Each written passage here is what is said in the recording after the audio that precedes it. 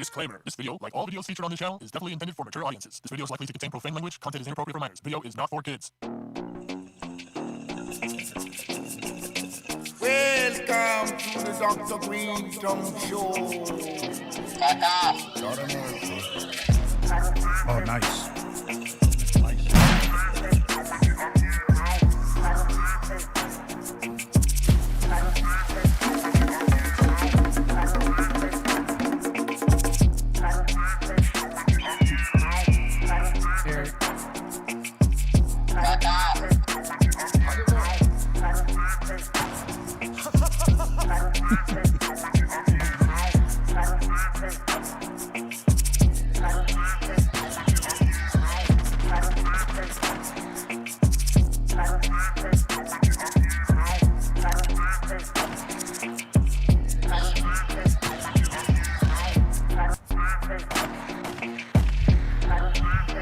Oh, yeah.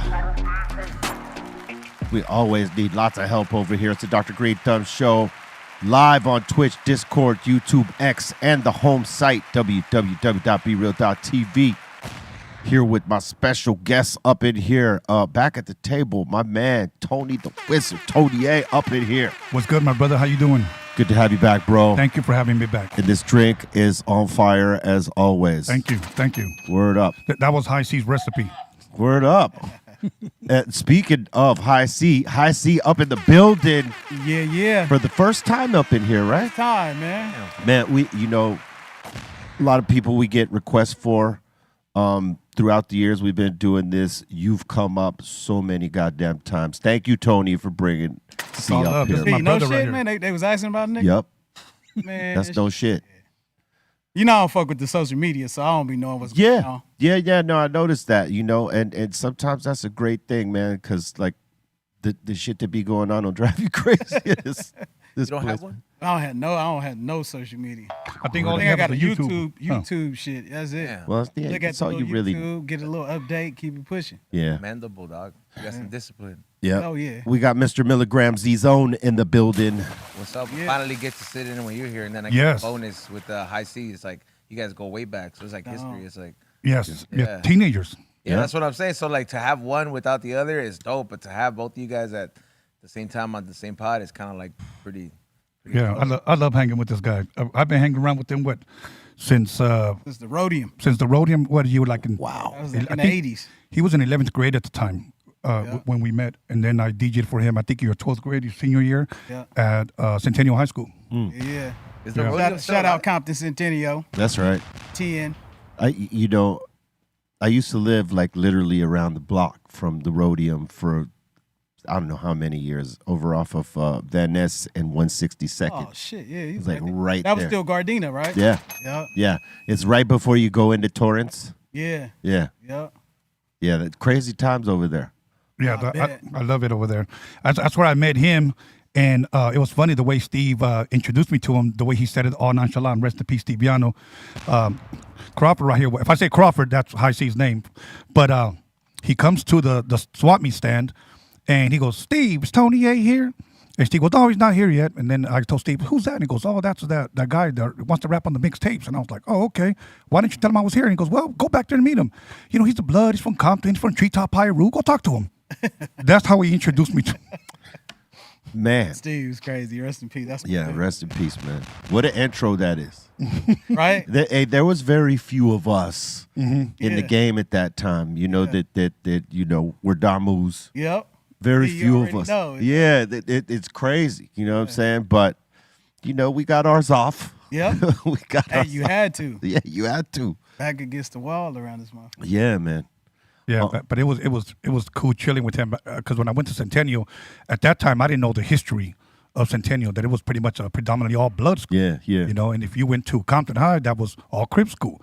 I didn't know that, and he's giving me a ride back home from that day that we performed, and he's over here throwing up the beat at everybody, and I'm like, "Hey, bro, slow down, I'm with you, man." Oh, man. I know you remember the crazy times at Skateland USA. Hell yeah. I remember, Hell yeah. being, that was our place. Like Yeah. the other side's place was World on Wheels, World on and we Wheels. didn't go there. You couldn't go there. Yeah. But you couldn't go to Skateland. But you couldn't go, even more, you could not you go could to not Skate. go to that motherfucker. I I'm gonna remember. tell you why. Everybody that went there knew somebody, and that remember the long ass driveway? You come down the long ass driveway and you bust a left. So when you come down the long ass driveway, it was almost like a attendance check. Yeah. Oh, I know him. That's the homie. It's like a funnel. Yep, a funnel. So when you see a person, and you can tell they don't supposed to be there when they be like looking all around and shit, and they be kind of scared, they legs shaking. Because when you go back there, you see some motherfucking gorillas, chupacabras, vampires, and wolves, and all of motherfucking silverback gorillas back there. You Were be full like skating though? Like, I mean, were you guys just kicking? I mean, they kind of skated, but it wasn't like that. It was that shit was the hangout. It was a hangout, and they were throwing shows there because like Julio G and Tony G would DJ there on those nights, and some nights like they'd have people come on. Like I remember one night, I don't know if you were there, but Salt and Pepper was there one night. Oh shit! And man, you know, it was like it was packed up in there. And you never seen so much red in your life if you've never been to one of those type of deals. You know what I'm saying? It was it was crazy. I was there when Biz bought Bismarck was the Biz Marquee was like the top shit back then in the 80s. Nobody beats the Biz. Yeah. And he bought out Big Daddy Kane. That's when he had Kane with him. Nobody knew who Kane was. Yeah. Kane got up there and acted a goddamn fool. He tore that shit up. Yeah. No shit. Yeah. He still tearing shit up. He's still out there killing it. I mean, that's what I love about the generation before ours, right? Is that they could sit back and chill and you know, like dial in a show. Like the walk around, you know, easy, just deliver the lyrics and give very little. Like they could do that because they put the years in. They were like, you know, part of the second generation, like Kane and them. They were second generation. Yeah. Right? Or maybe even some argue might say third. And we're fourth and fifth, right? Yeah. But at their age, right, second generation hip hop heads that are in their 60s, you see a lot of them out there right now doing shows on high levels and not dialing it in and like really being engaged. And Big Daddy Kane is definitely one of those motherfuckers. So to like know that he was giving it to people back then and still giving it to people right now, it's crazy. Serving them. Yeah. You know, one thing that tripped me out about Crawford right here was when I met him, he played more East Coast rap than really any other music. Like, you know, KRS, we're always bumping KRS, Rakim, like a bunch of East Coast shit. And I was like, okay, cool. You know what? You know, he knows music. Yeah. He knows rap. Student of the game. Oh, for Student. sure. Yeah. And I think people misunderstood West Coast MCs that we were only about our own shit. Right. But many of us from that time, you know, and even before us, we were all emulating East Coast records. Yeah. It wasn't until, you know, Dre comes up with the sound that is labeled West Coast. But really, he was doing hip-hop. I mean, if you listen to that first NWA record, that is like inspired by the Bomb Squad, really. Absolutely. You know, all the crazy ass sounds and the bridges and breaks and and some of the transition pieces. That's all Bomb Squad because no one was producing like that till then. Yes, agreed.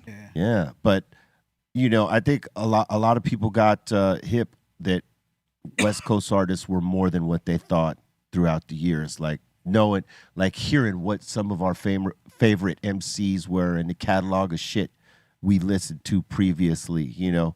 Because I think they look at us, the only thing they listen to, back in the early days, only thing these motherfuckers listen to is funk and shit like that. And, you know, that's why there's... Hey, but a lot of motherfuckers don't know where the funk come from, B. Ohio. Cincinnati. Yes. Shit like that. That's, like, they don't know the hit. Like, I'm into the history of the shit. Yeah. I listen to everything, man. I go deep.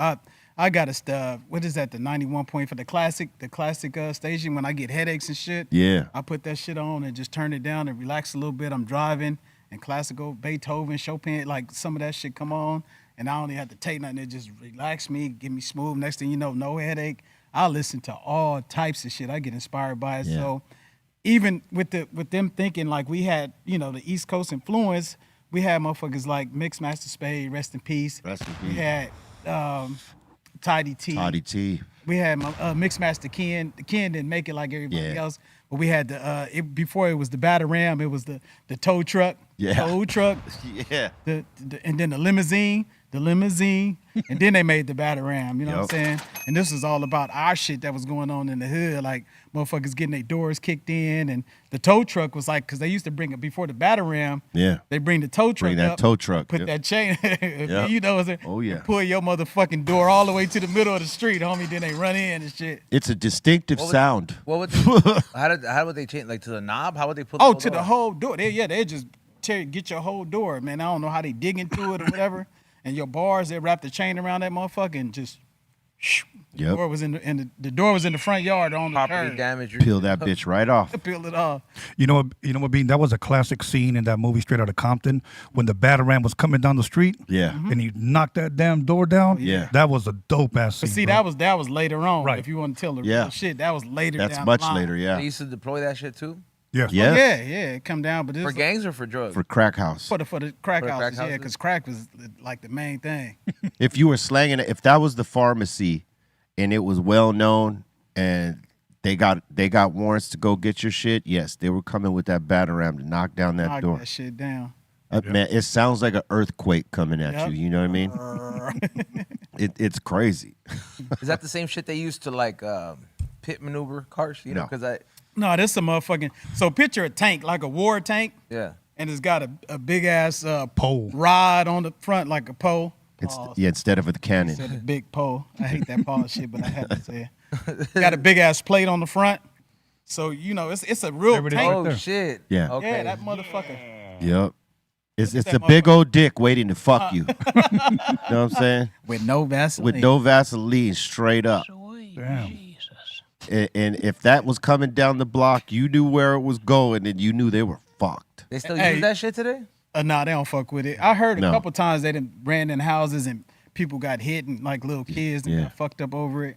But Yeah. man, just sitting on your couch and that big motherfucker just come. Yeah, or you're asleep. Yeah, you sleep. Oh, Because damn, what you know, like that? because Like that. well, yeah, because when they were deploying these things, most of the time, you see it in movies, they do it in the daytime, but that's just in movies. At Right. night, what they do when they're gonna rush your house is they'll do it at like 3, 4 in the morning when you're asleep. Cut your power off, so you can't burn anything. You can't bake anything. You can't flush. They turn the water off. Water, I was just You going to can't- tell them, B, cut yeah, the water you off, can't- motherfucker. Yeah, so you can't flush nothing or pour it down the fucking drain.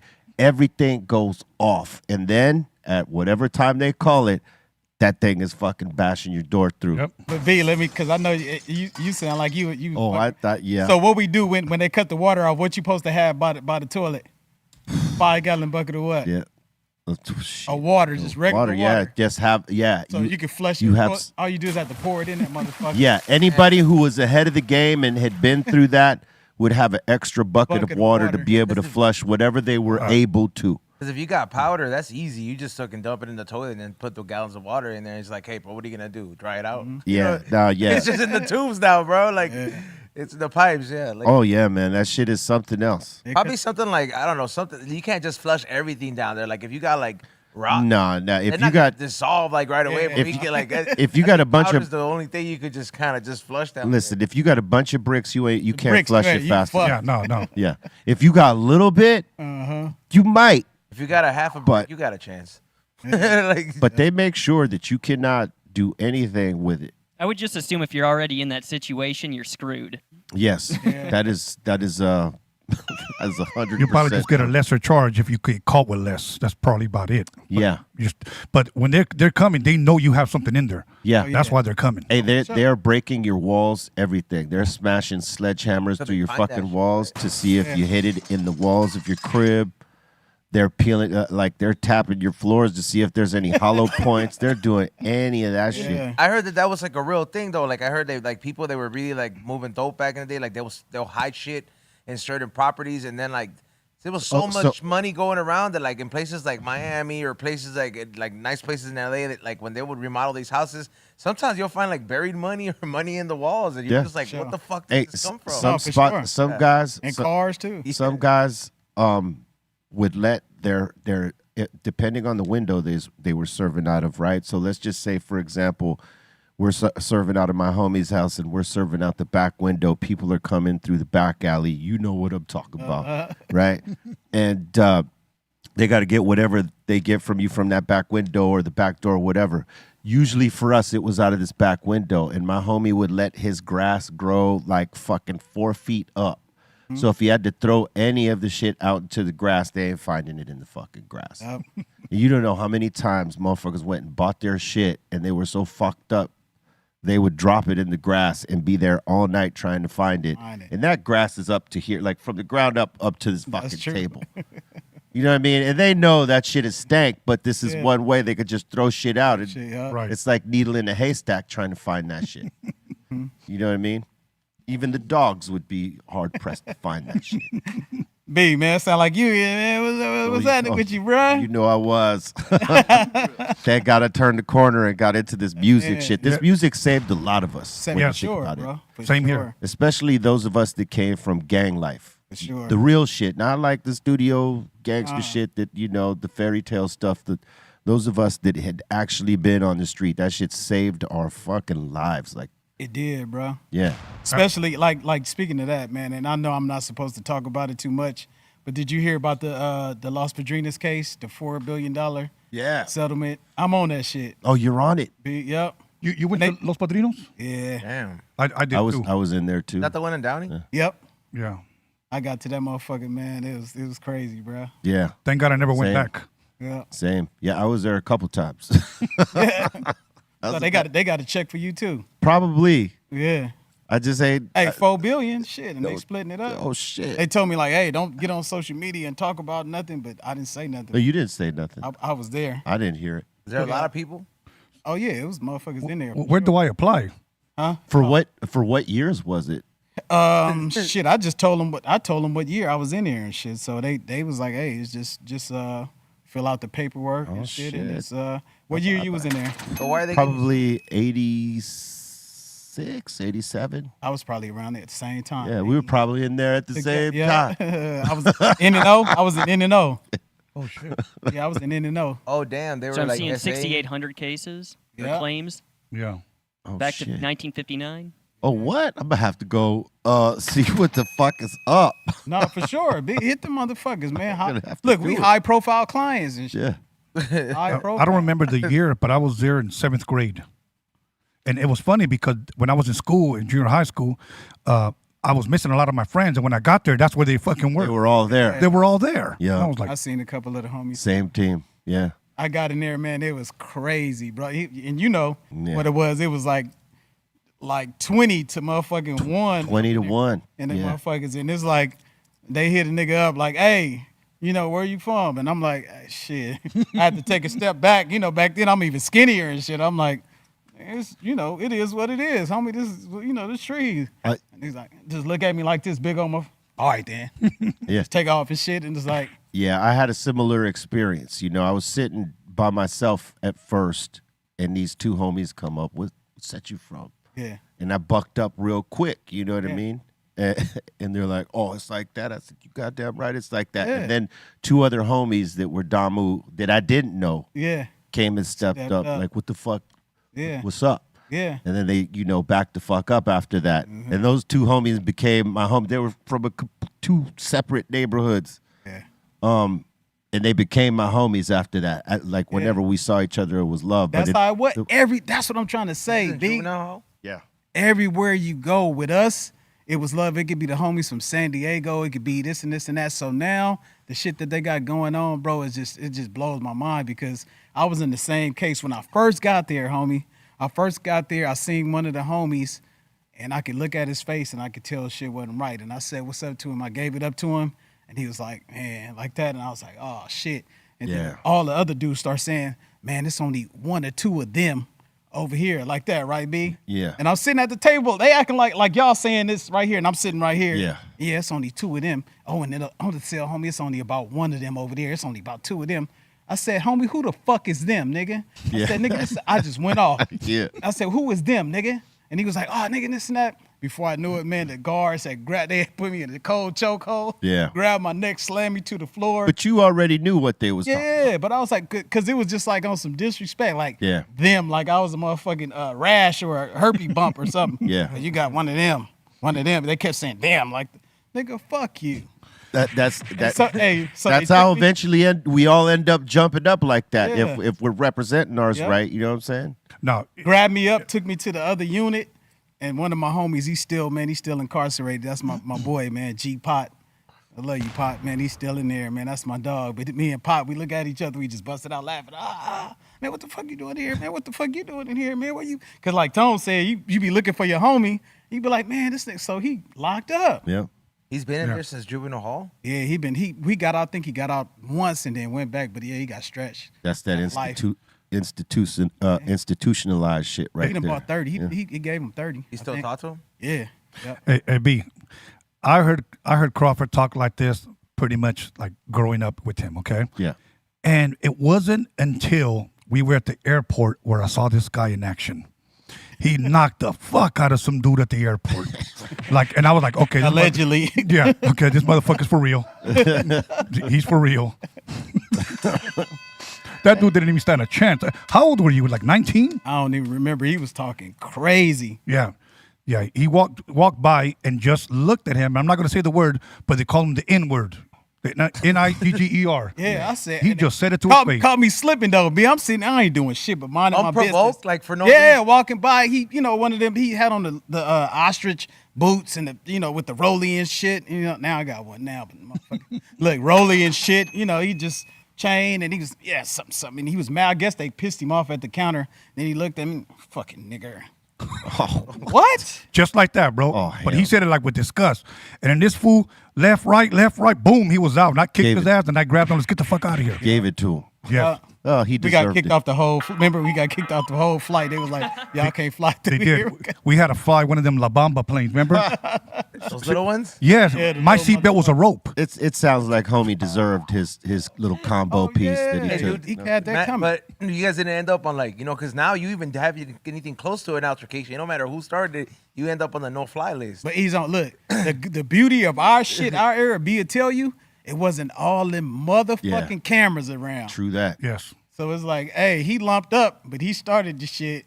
Yeah. You know what I'm saying? Yeah. This motherfucker, Well, that's he the was good. apologizing. He wasn't like, oh, they beat my. I'm sorry. I'm sorry. Oh, he wasn't. He felt bad. Like no, he after did. he came, yeah. Oh, I'm sorry. he figured out the error of his ways once he cost that little 4-piece he gave him. You know what I'm saying? Give him that 4-pack combo. So, hey, some people need it, man. Hell yeah. You know what I mean? In the time they need it. And I'm glad you said that. Some people need it. Yep. I saw a post you did the other day, and it illustrated that. Sometimes motherfuckers, feel themselves so much or something like this that they need a fucking punch in the mouth. Because they never had a checkpoint. Yeah. Yeah. You know what I mean? It's the inability to check yourself. Like when you look in that mirror, you better see somebody you like. You know what I'm saying? See someone who's 100, because when you look back and you see it, and that person that you see ain't 100, Yeah. that's yourself. Self-love. You know what I mean? And if you hate yourself, you hate everybody else worse. Yeah. Tell a motherfucker, how the fuck you love me and you don't love yourself? Yeah, exactly. You can't love anyone unless you love yourself. Man. That's a real thing. I didn't, back in the day, I didn't really subscribe to it because we were so angry back in the day. We didn't give a fuck to think about that. What would you say to stuff like that? Like, I don't believe in that shit. I'd just be like the rest of us that said, man, fuck that shit. What the fuck does that even mean? You know what I mean? Yeah. But I get it now. Yeah. And you have to definitely come to terms with yourself and the things that you feel you're inefficient with yourself or insecure, or it could be a lack of self-esteem shit. You know what I mean? You got to work on yourself and build that shit up, because that shit projects on other people. Yeah. People that hate other people really bad is because inside they hate themselves worse than they hate anybody else. Absolutely. And then it be the motherfuckers he's on. I had to tell motherfuckers, like certain homies that I got, I don't even want to name them, but it's just certain homies. Other homies would provoke them or want to see them do some crazy shit, and like the era now, they say crash out. They Like want to egg them on? Yeah, egg them on. Like, Yeah. nah, I bet you wouldn't do woo, woo, woo, this and this and that. I tell the homies all the time that I really fuck with and care about. I say, homie, if I don't tell you you're doing something wrong, that means I don't love you. Right? Absolutely. Real shit. And I'm gonna tell you, when you can be mad at me, But if I see Tony A over here fucking up, you about to do something, Tony, you wrong, bro. Stop that shit. Don't do that. I love my brother enough to listen. Yeah. You know, there's very few people that I allow to speak But to some my life. motherfuckers be, you know how it used to be back in the day. They want to see, I bet you won't go up here and, you know. And this might be the main motherfucker of the group. That ain't gonna do shit neither. You know what I'm saying? He's egging you to go do the shit he won't That go he won't do. Yeah.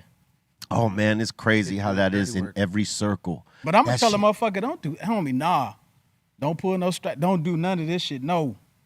You know, because we've lived enough life at this point, right? From where we started to where we are now, that we know better and we could give that advice. And that, you know, the only fucking problem is that we have to have understanding as now the guys in that spot, that the dudes who were in our spot when motherfuckers was trying to give us game, we have to be understanding enough to know that the way we deliver this has to be different than how it was delivered to us, right? Because when motherfuckers was trying to give us game, we're like, I don't even want to hear that shit. Nah, man, fuck, I got this. Yeah. Right? We didn't have it. We were learning hands-on as we went along, and we're not taking good advice from anybody. And then we were taking advice from motherfuckers that wanted to see us do bad, right? That happens. When you grow up and you realize this shit and you've lived enough life and you got enough gems to drop, now in this spot that we're in, we have to figure out, okay, how do we communicate to the motherfuckers that were in our position, right, that they don't feel like we're preaching That's to what I was them. going to say. To sound like you're not preaching to the motherfuckers. Like, Yeah. And that's the thing, you know, and I think we're in positions to like actually do that because we know we didn't want to be preached to, so the motherfuckers under us even less. Yeah. My two favorite people on this planet, bro, I say it all the time, is little kids and the old people. Everything in between I keep my eye on. A little kid, 2-3 years old, and you playing with him, you might say, what's up, you holding them or something. Oh, your breath stink. Oh. Yeah. You best believe you done ate some cilantro. Your shit stink. You need to go check it. And the old folks, I tell you, hey, I don't think you should take your ass around the corner, man. You know what's about to happen. They down there, something. They got like a fifth sense, huh? They like the wisdom, the knowledge, the wisdom of the yes. whole people. Yeah, and it's like they'll tell you, like B said, hey, I ain't gonna do too much preaching. But then when you get fucked up, I told you not to take it. Told your ass. Yep. I think that I told you hurts more. Oh, it do. It does. Bro. Than hearing the preaching. And Oh, I think, bro, like, that shit hurt. Some people will overlook the preaching and then they learn the hard way, and then that shit. You either change your perspective on next time you hear some shit, or you go just keep learning about doing this, you know, by the hard way. Yeah. Hey, listen, two things. No one likes to hear "I told you so." Right. And the other part is no one really hates to tell you "I told you so." Yeah. I hate to tell you, but Right. they don't. They give you that look. Yeah. Like old boy said on the movie. You know you done fucked up, don't you? Yeah. You know what, B, growing up, my dad was always trying to like talk to me, talk some sense into me, you know, and of course I never listened because I was hard-headed and you would always think, like, what the hell does he know? What the hell does he know? He's already old, okay? Right. So now I get older. My dad's no longer here, rest in peace, but now I realize that my dad was the wisest man that I've ever known. And if I would have just listened, a lot of bullshit wouldn't have been in my life. But I was trying to find out for myself. Yeah. You know, but like what Croft was saying, it's like these older heads, you know, like I said, we're in that position now where we can actually kick some wisdom and knowledge to the next generation. And by being a good example as well. Right. Earlier you were saying about loving yourself. I think part of it, Croft, is that now that we're older, me being 57, I take care of myself. I'm at the gym every damn day, 5 days a week, hitting it, because you only get one body. Yeah. You know, and you got to take care of it. Got to take care of that temple. Yes. And I know you're in the gym too, Yeah. see. Yeah, for sure. Yeah. Hell yeah. I see his arms. Take everybody. Everybody here. Everybody here. I try to tell motherfuckers that I didn't do it for a fix, right? Because there was a minute that I was mad overweight and it was totally out of pocket on who I am and how I carry myself, right? But there was like 3.5 years that I wasn't paying attention. I was partying too much. I ain't never seen you. I ain't never seen you out of shape. I'm gonna show you. I swear to God. Like I said, I done bumped into B all at the Laker games and shit. We laughing, slapping, pop. I never and don't get it fucked up, y'all, on the camera. My man ain't short. He ain't no little stuff. He ain't the penguin.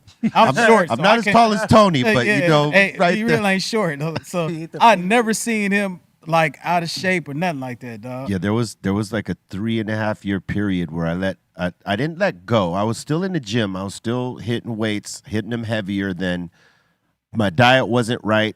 And I was eating maybe once a day, and I was doing it late, and then drinking a lot of alcohol, because we were partying at the Bow every night.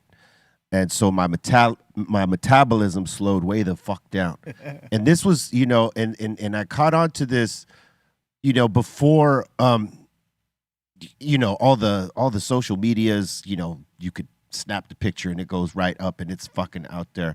It was just before this time, right? So this one homie asked me to take a photo with my homie Big Worm, rest in peace, and this actor Chuck Zito. You know Chuck Zito, who's on Oz. The Italian. Italian homie. And so we took a picture at the Rainbow. And I didn't think nothing of it because I'm not one to go look at every magazine we've been in or whatever to look at the pictures that we're taking of. Right. I hated taking pictures, so I didn't even pay attention to any of that shit, right? So homeboy comes back, maybe the guy who took the picture, he went and developed the film. There was no digital yet at this point. He brings back the photo. He goes, hey, be real, could you sign this? And I look at the picture, and I'm bloated way the fuck out like, oh my God. I went straight home and got on a scale, bro, and I was like, oh shit, I'm at like 246, 247. Oh shit. It was the heaviest I'd ever been, and I was like, I wasn't paying attention. Now, you look at yourself every day, but if you're not really looking and paying attention, you could go. And I had let myself go, and right after that I said, fuck that.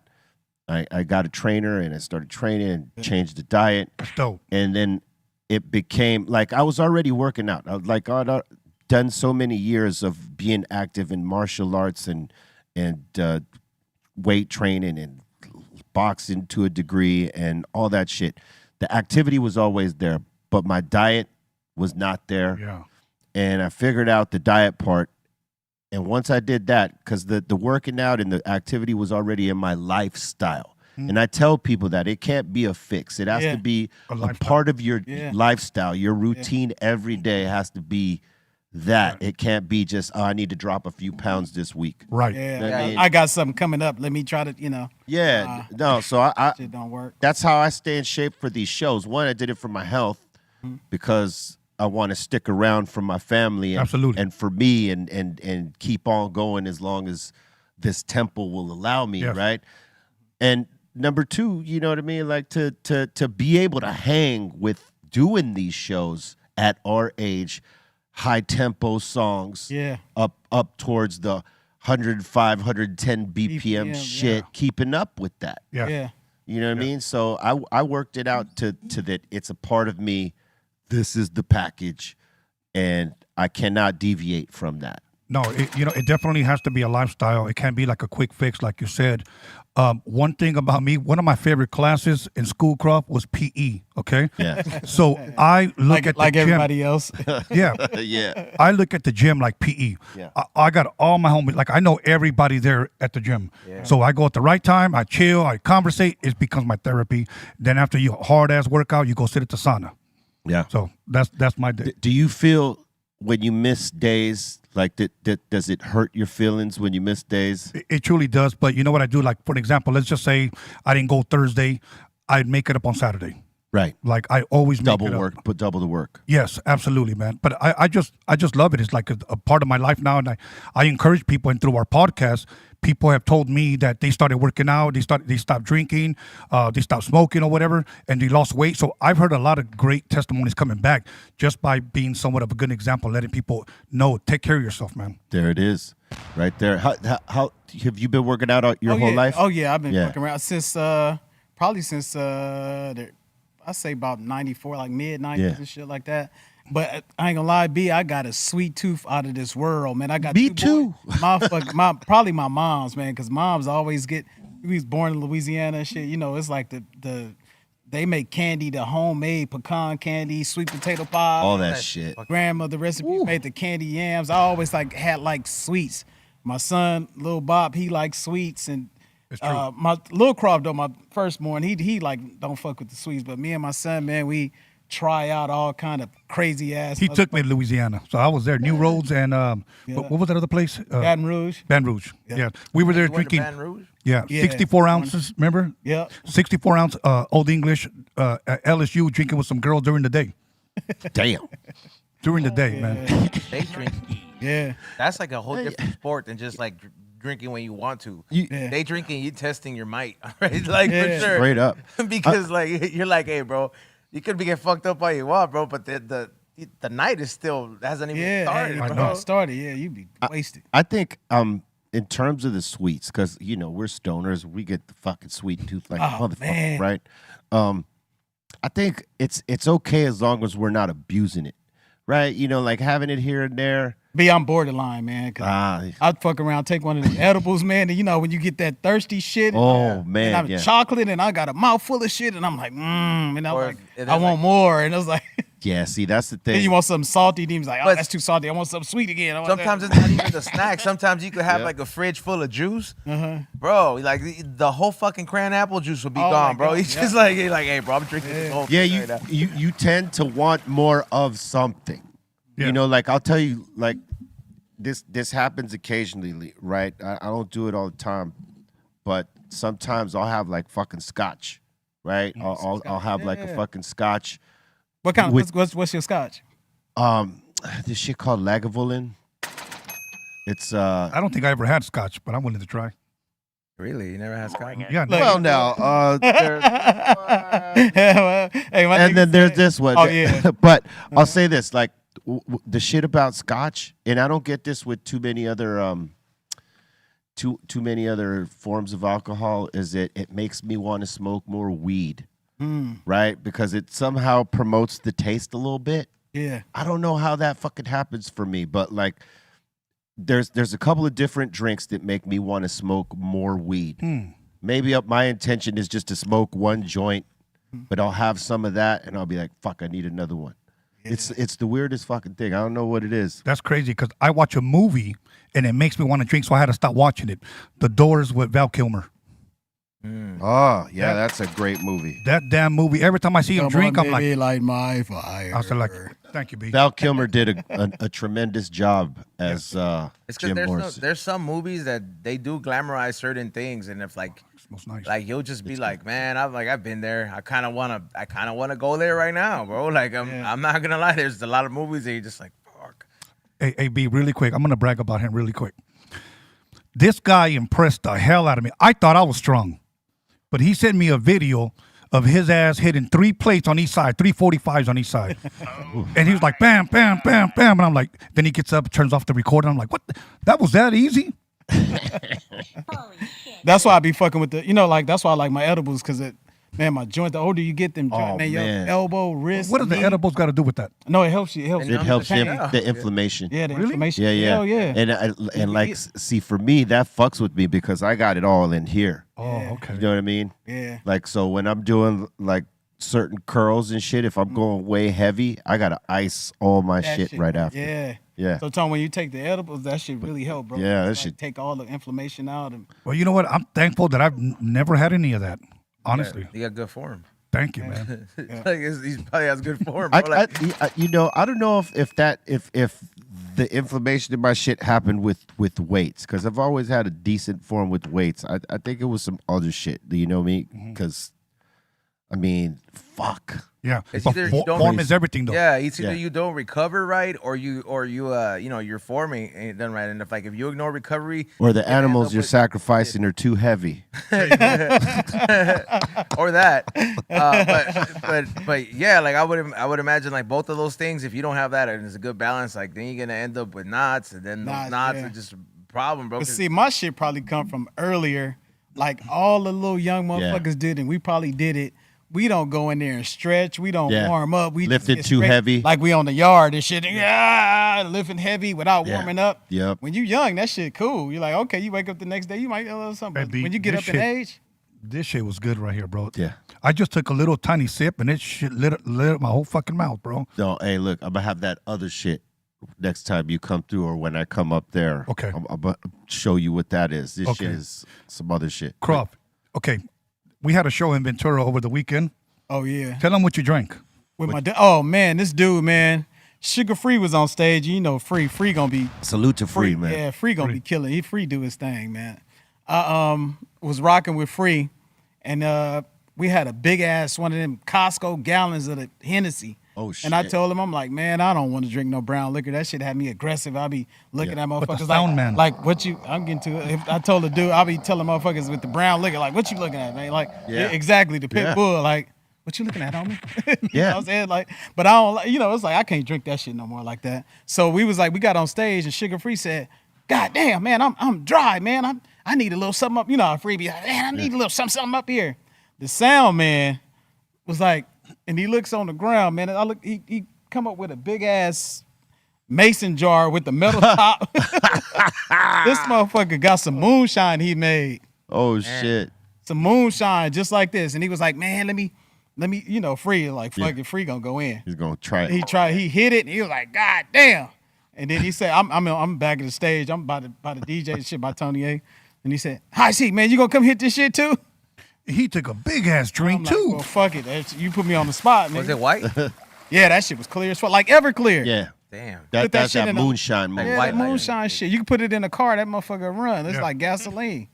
You can feel it burning through your, like when you pour, like it go through your mouth, it fuck up everything, man. Yeah, I used to have cases come to me from Kentucky over here. No shit. Yeah, I used to have the clear white Everclear? lightning shit. The white lightning. It's like Everclear. Yeah. It looks it's clear moonshine, right? Shit'll Yeah. clean a bong. They call that it shit bad, bro. that shit is You ain't never fuck with it? Yeah, we used to drink it here, bro. yeah, That shit burns like a motherfucker. it Yeah. fuck you up. And then like Yeah. it burns just going down, but then like once it hits your stomach, that's a whole nother Yeah, yeah, the belly burn is crazy. Belly burn. That's it, belly bro. burn. I had some of that shit in the cause we had a spot we used to record at in my spot in the valley in North Hollywood and shit, and I had equipment in there. We made that's when we made Get Your Money While You Bullshit and Sugar Free song up there. Yeah.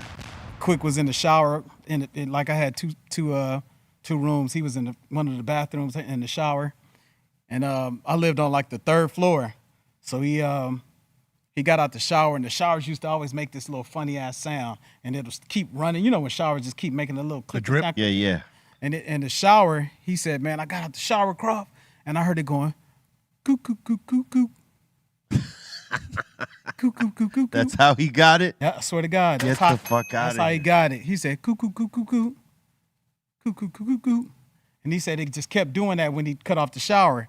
Motherfucker ran, could you tell you how genius Quik is? He Yeah. ran to my equipment, turned it on.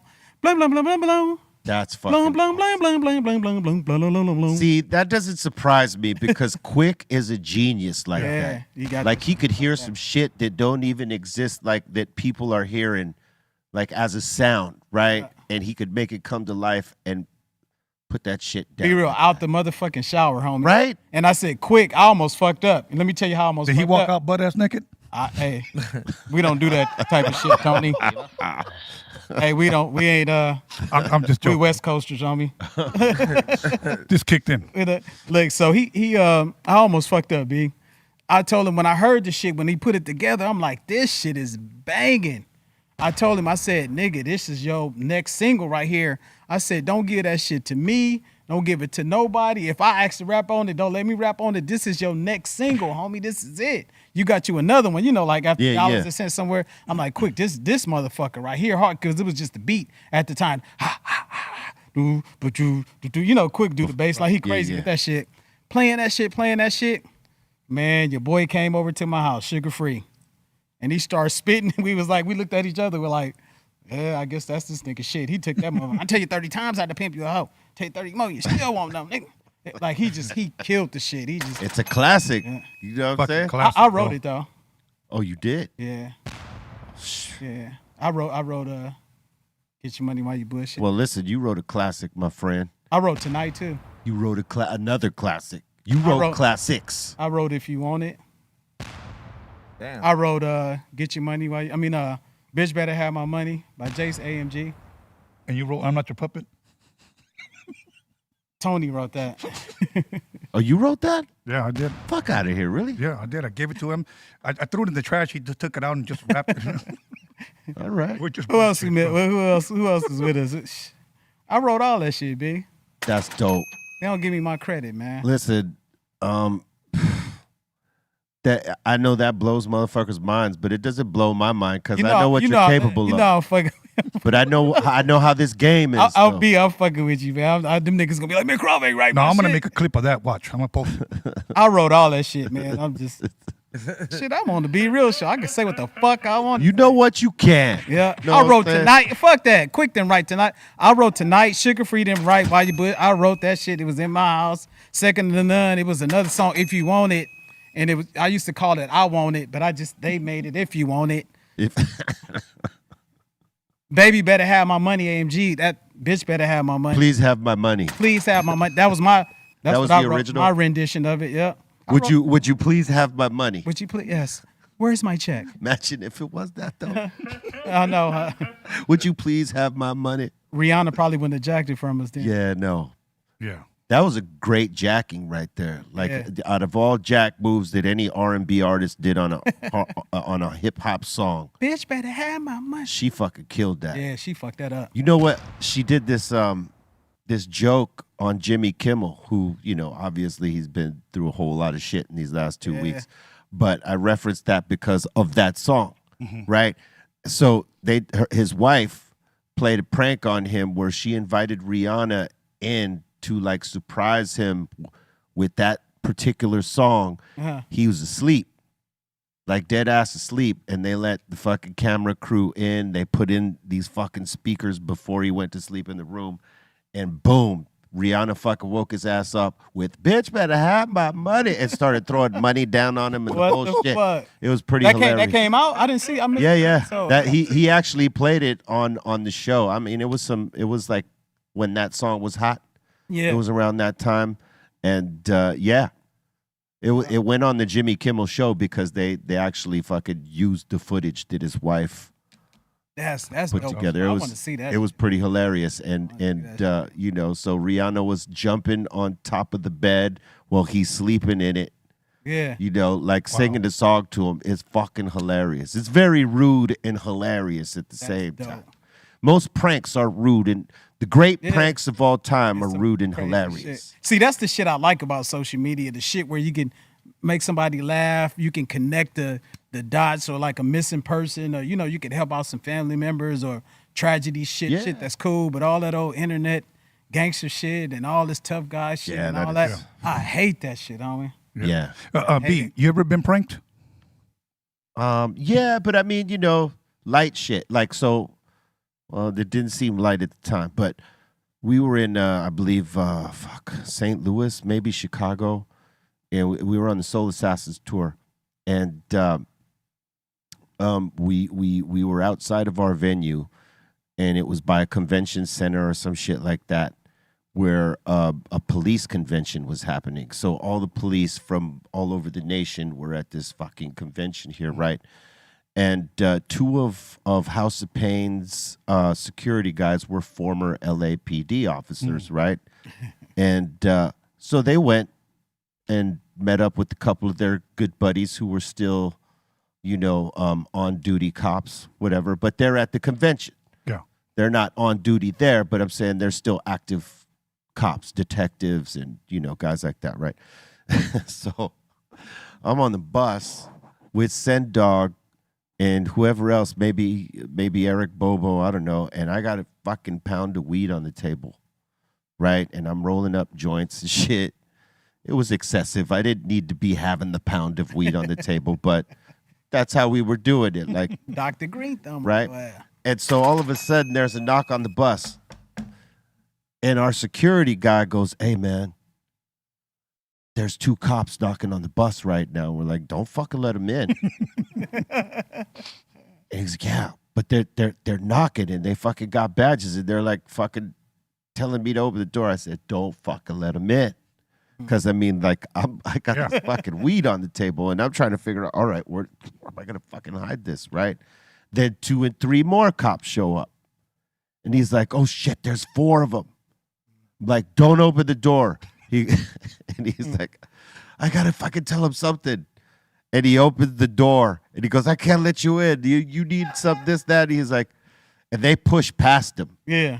Right? And they push past them and they fucking come in. We got you now, motherfucker. Blah, blah, blah, blah, blah, blah. Hands up. Blah. All the cop talk, right? And I'm like, oh, fuck. I'm like, asshole puckered up. Fucked up, right? Tight. And we're all like with hands up, like, damn. I knew I was going to jail for sure. Then Everlast comes in the bus. Gotcha, motherfucker. Boom. And these dudes were friends of the security guys. They just came in to fuck with me. Yeah. That's dope. You know what I mean? Yeah, And it was, they're like, that's a lot of weed, though. Mm-hmm. Yeah. But, yeah, it was a fucking prank. They were real cops, but they were just fucking with us because those two guys asked them to come scare us on the bus real quick. Wow. And that was a pretty good prank, I thought, because... I'm going to share something with you that's not a prank, and the reason why I'm sharing it is because you were there, okay? You probably didn't even realize this. Me and Croft fly out to Atlanta, and we were just happened to be booked with you guys in Atlanta. Do you remember there was a place in Atlanta, I think it was 1992, it was a windmill. Yeah. Okay. We performed there, I don't know if you remember, and that was the only place we got booed. Oh, shit. Do you remember that? I don't remember getting booed ever in life. No, I was there, and I'm gonna remind you right now. This guy, they were like boo, boo, boo, first time ever. So and then we had the DAT player, so I stopped it. You walk to the side of the stage, and he picks up a 2x4, and he's walking around holding it. He goes, "Look, y'all can boo if you want, or you can go outside and smoke, do whatever, but I'm not gonna get paid unless I do my set. So it's up to you guys." But he showed me, such a young man, that he had balls enough to pick up a 2x4. I don't even remember that. I did that. Yeah. So then we got off stage. You go on there. Fuck, man. I'm trying to remember what beat you guys played, but I remember you said, "Hey, man, you guys need to show the homies some love. They're from the neighborhood, blah, blah, blah." But you guys went ahead and rocked it, especially you guys came in with Stone at the Way of the Walk. Right. But, yeah, you were there. You came on, like, right after us, bro. Yeah.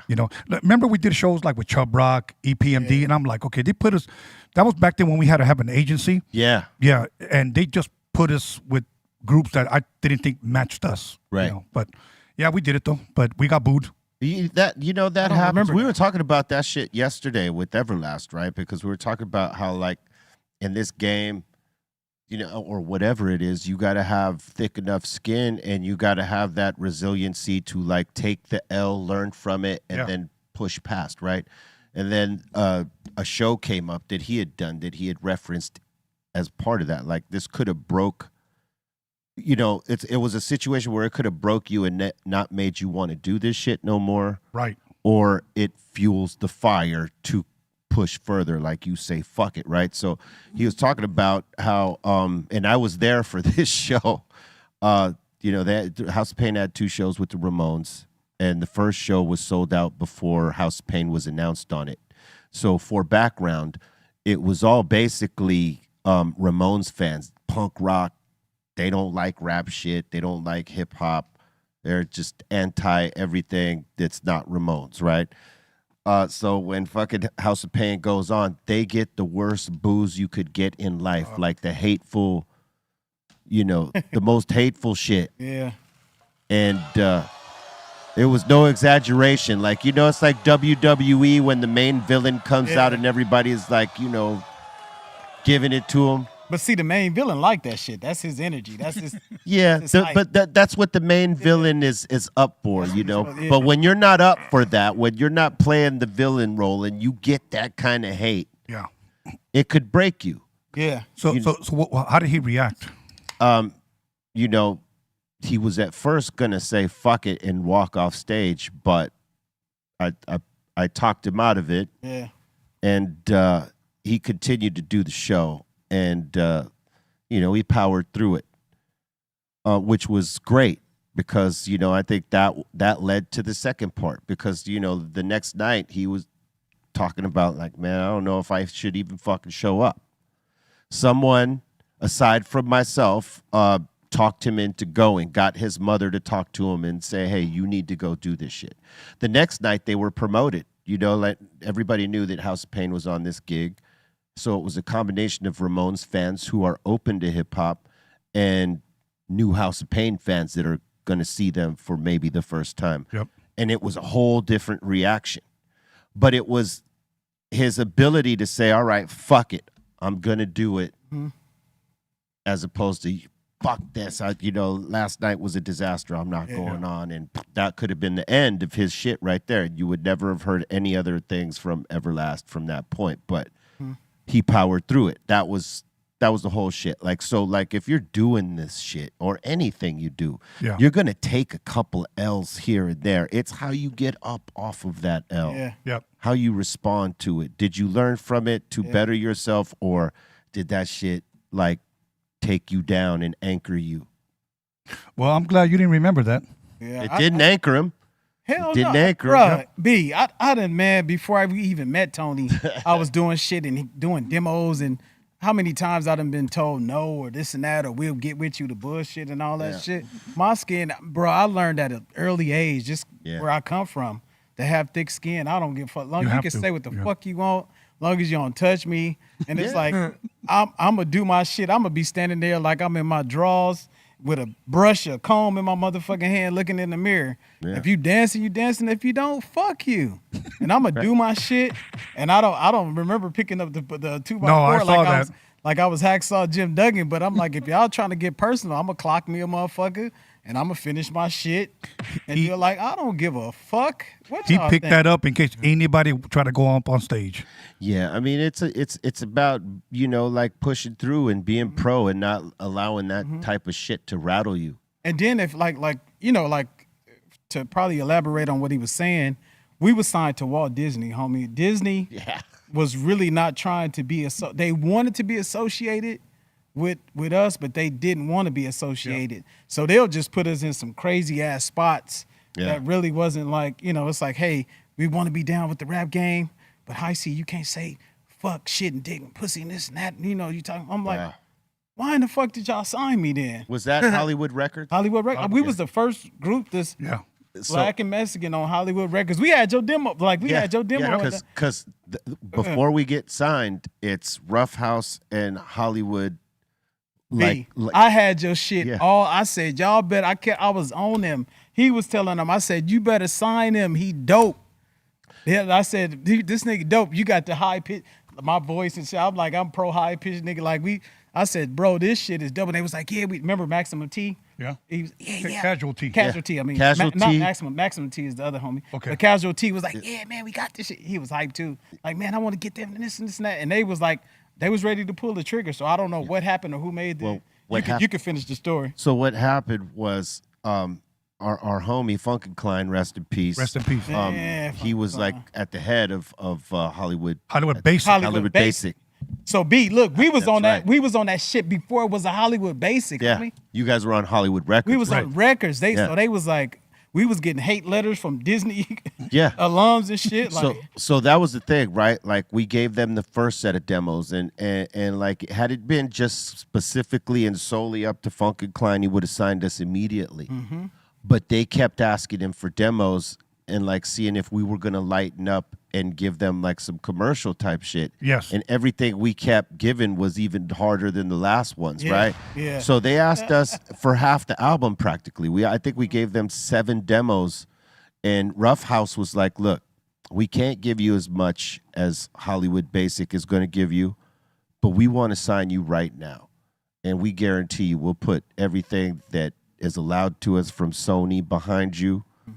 And, the fact that Joe the Butcher was one of the guys at Ruffhouse, that he had already had a relationship with Muggs, and they were cool with each other, and a lot of respect Muggs had for Joe the Butcher. So that was one thing. But we all loved Funkenklein. But the fucking thing is we submitted a 4-pack of demos to Ruffhouse, and they were like, we want it. That's it. We don't need anything else. We want it. Yeah. And over at Hollywood Basic, they kept wanting more. They were offering more money. They're like, so it was like about $4-5 million back then. No, motherfuckers. I wish. I'm glad, not to cut you off. I'm glad that probably we had the influence, and I'm glad to hear the story. You know how you hear shit and it completes the story. Yeah. We probably was the cause that y'all went to that other label and was like just super uber successful because they was nervous, bro. They were for about sure. what High C and Tony A was. Bro, they didn't know what they were doing over there. Well, the thing but is, they had a lot of fucking money. they were looking at what you guys were doing and what we were saying, right? And saying, is this on brand with Disney? And it wasn't, not at all, because we're talking about getting high and all this other shit and how I could just kill a man. So they were very iffy about all that shit. And in that time where they were being like hesitant, that's when Send Dog, and it's probably the only power move he ever pulled in the group, was he's like, look, we're either going with Joe the Butcher or I'm going back to work at Kodak because we've already given them 7 demos and they're asking for more. They're asking for the whole album. They're scared. Where these guys want us right now with just those 4 songs. We're either going there or I'm going to work. And we're like, I guess we're going to Ruffhouse. And that was the best decision we made because Disney wouldn't have allowed any of the weed shit. No. Oh, they was on my ass about when we got ready to turn in the album. 2 at a time. And I don't know how Tone was, but they was like, man, and back then I'm just young, testosterone, fiery. And they was like, man, could you change, some of the look? Can you do this and this and that? And I was like, no, it is what it is. And going back and forth with Mike Weisner. with Peter Eisner. Paterno. Yeah. And I was like, you know what? I could try to see what I can do, but I'm gonna need some money. Yeah. 6 figures. They throwing niggas 6 figures to go back in. Any trip in the world you want to go, remember? Yep. Any place anywhere I want to go. So the first deal offer, right, to give you comparison, right? Like so the Ruffhouse deal was $75,000 all in, right? And the Hollywood Basic was $150,000. That was 10 more than us. Yeah.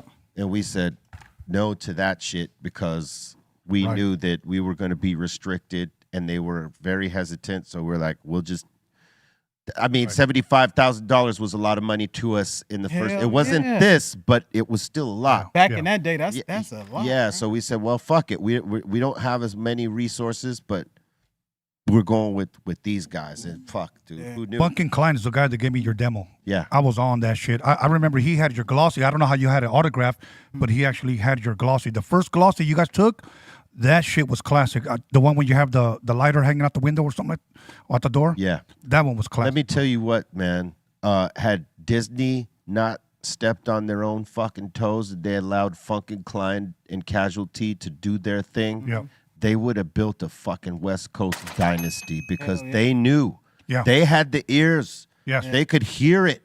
Yes. It's just that they had handcuffs on. Because Disney, was like reluctant to have their shit on any hip hop shit that was like that could be considered negative or aggressive or whatever. And it's like, well, if you can't go all the way in, why the fuck are you going? Right. Guess who else they had? DOS Effects. They had them play the demo, and I'm like, yo, that's shit is cool. You need to sign that. It was different. It was just different. I'm like, B, you know who reached out to me the other day, and I was showing Croft right here, Pharaoh Munch. Pharaoh Munch. We were label mates. Yeah. And organized confusion. And I was like, bro, you remember me? And he goes, yeah, I remember you. And we were just chatting a little bit on the DM, but yeah, much love and respect to Pharaoh. Yeah, he's one of them animalistic MCs, that boy. Man, he bad. One of my favorites right there. Yeah, and then they were Organized Confusion, and then Raw Fusion, which was Money B, DJ Fuse. Yes, Money B, DJ Fuse. That's right. We were label mates with them, and we were label mates with Queen. No shit. Yep. Yeah. We went to their record release party. Remember the Queen Mary? The Queen. Yep.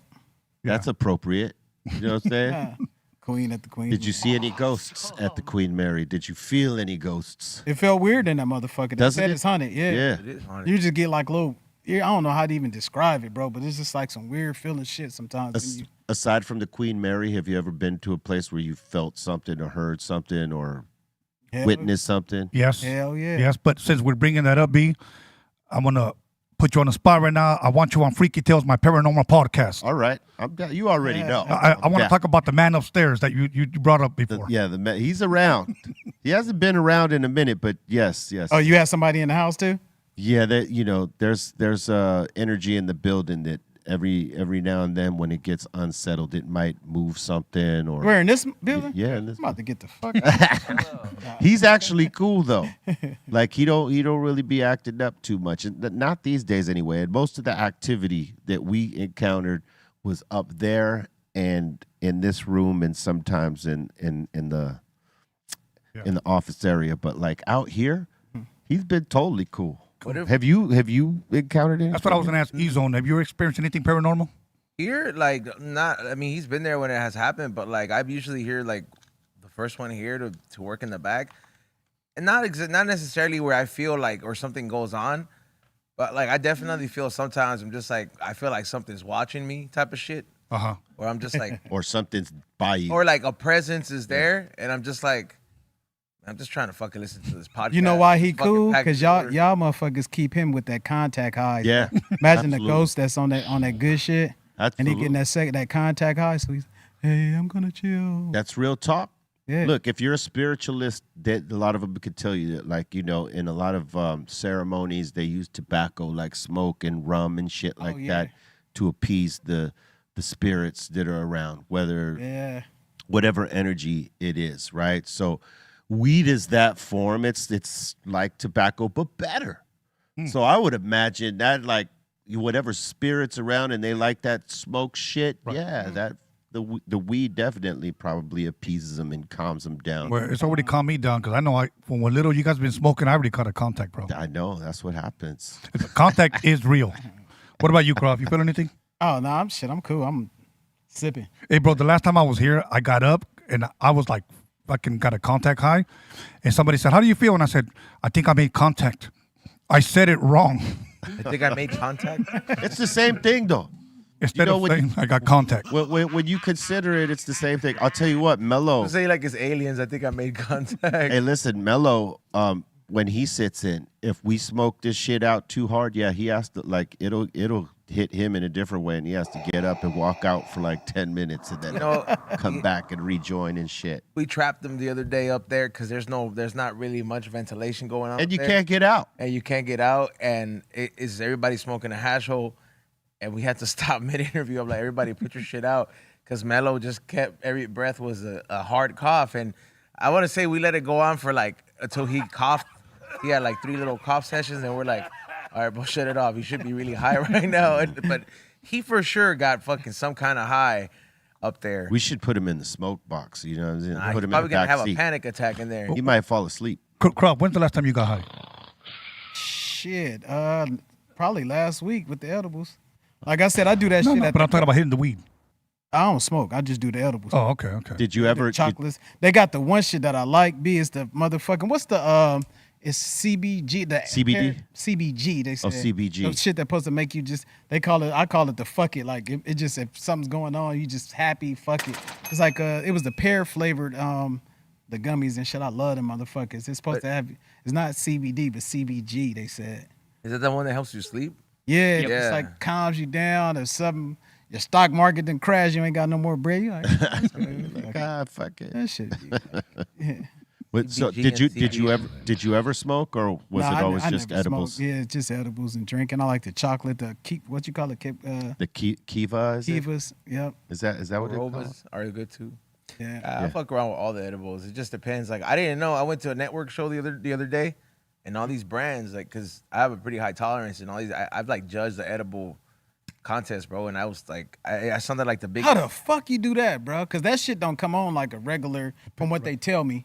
Yeah, like I went to this event and like and right there, bro, I didn't know that all these companies, they do have 1,000 milligram dosage for the people that are for all you extras. Yeah, and I was like, it was like trick or treating for me, because a lot of them, like the last time I had to judge an edible cup, I sounded like the biggest hater, because I was like, man, this shit didn't hit, this shit's whack, because everything is 100 milligram cap. So I'm like, the fuck, man, this ain't gonna do shit. So I'm like, next time somebody does decide to do like a real edible competition where every edible is 1,000 milligrams, call me. Well, let me stop. No, but the shit, don't it take 45? Like if you on the edibles like 30, 45 for the shit to hit. I'm glad you say that, because I was gonna stop him there and say, like, to anything, there's levels to this, right? There's your level, which there are many of motherfuckers like that, right? That can do 500 and above, and that's what it takes to get you guys like, oh yeah, I feel this is good. But there's other people that don't do the shit with the frequency that guys like you do. So like me, right? So the lower levels of THC are enough for people who don't do it with frequency. So, you know, I just think that some events have to have like the different categories. Like this is for the people who don't do it all the time, but they wanna, but they do it. But it's not an amount that would freak them out or drive them away, right? Yeah. And then having the levels that this guy likes to hit, because there's a lot of motherfuckers like E-Zone, they'll go to an event and they'll try these edibles and they just ain't hitting hard enough for them. They were happy to give me those. It's like a disappointment. Did they kick in later though, E-Zone, or did they just never? The 1,000 milligram ones? Yeah. Well, yeah, that'll kick in. Like sure. I took one there, and then the other ones were like in syrup form, so I took them the next day. Yeah, they hit for sure. Like, and even some of the 100 milligram ones, like I was fucking around and ate like 4 edibles while I was there, so it was 400 milligrams, but it was a mixture from every single one. And yeah, they started to hit, but not on the level. Like I like to not be thinking about shit. Like, and it takes a lot for me to just be like, kind of like, damn, because I can't, like, sometimes I can't watch a movie without me 5 minutes into it thinking about what I didn't finish at work. Bro, you know what I mean? Like, so like I really feel like it takes a lot for me to pump the brakes sometimes, and that's why I go on those high dosages, like where I just feel like, all right, bro, I'm mentally sedated. It puts you in a state where you can't help but to say, you know what, fuck that. I'm done like you could just be like, look, bro, like this just happened. I'd be like, well, I don't want to deal with it right now, bro. Like I'm meditating. Shit. No, see, the thing is for guys like him, right? Like to like do things that are like a 200 milligrams or whatever, they have to eat more of the edibles, and sometimes that's fucking eating more sugar, depending on the edible, right? Not so, and that's all.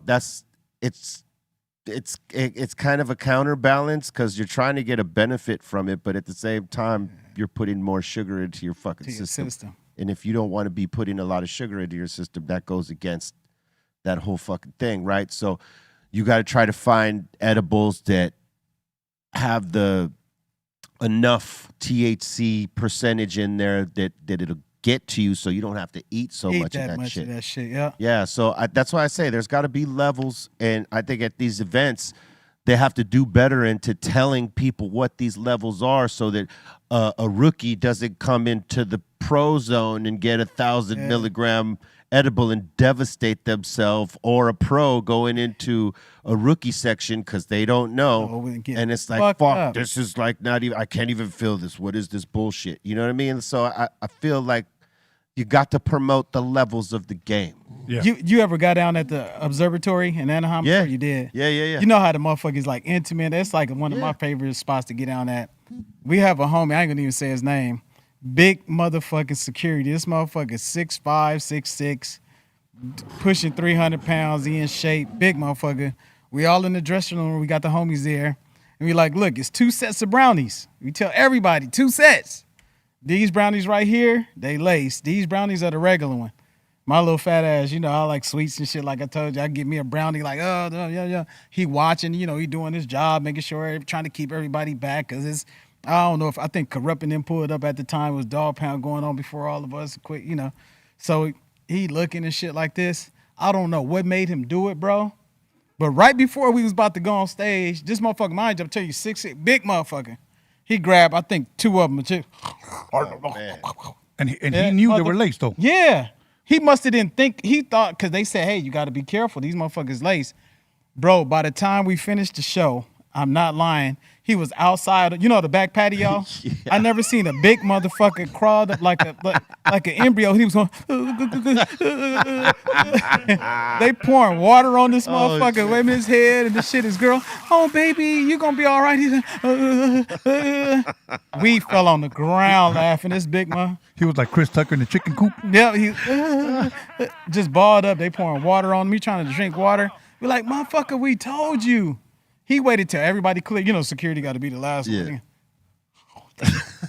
Big motherfucker curled up on the outside of the bed. We like, yep, this going to be your last day. He is in fetal. Yeah, fetal was it. I swear, just like that, like shaking though, like.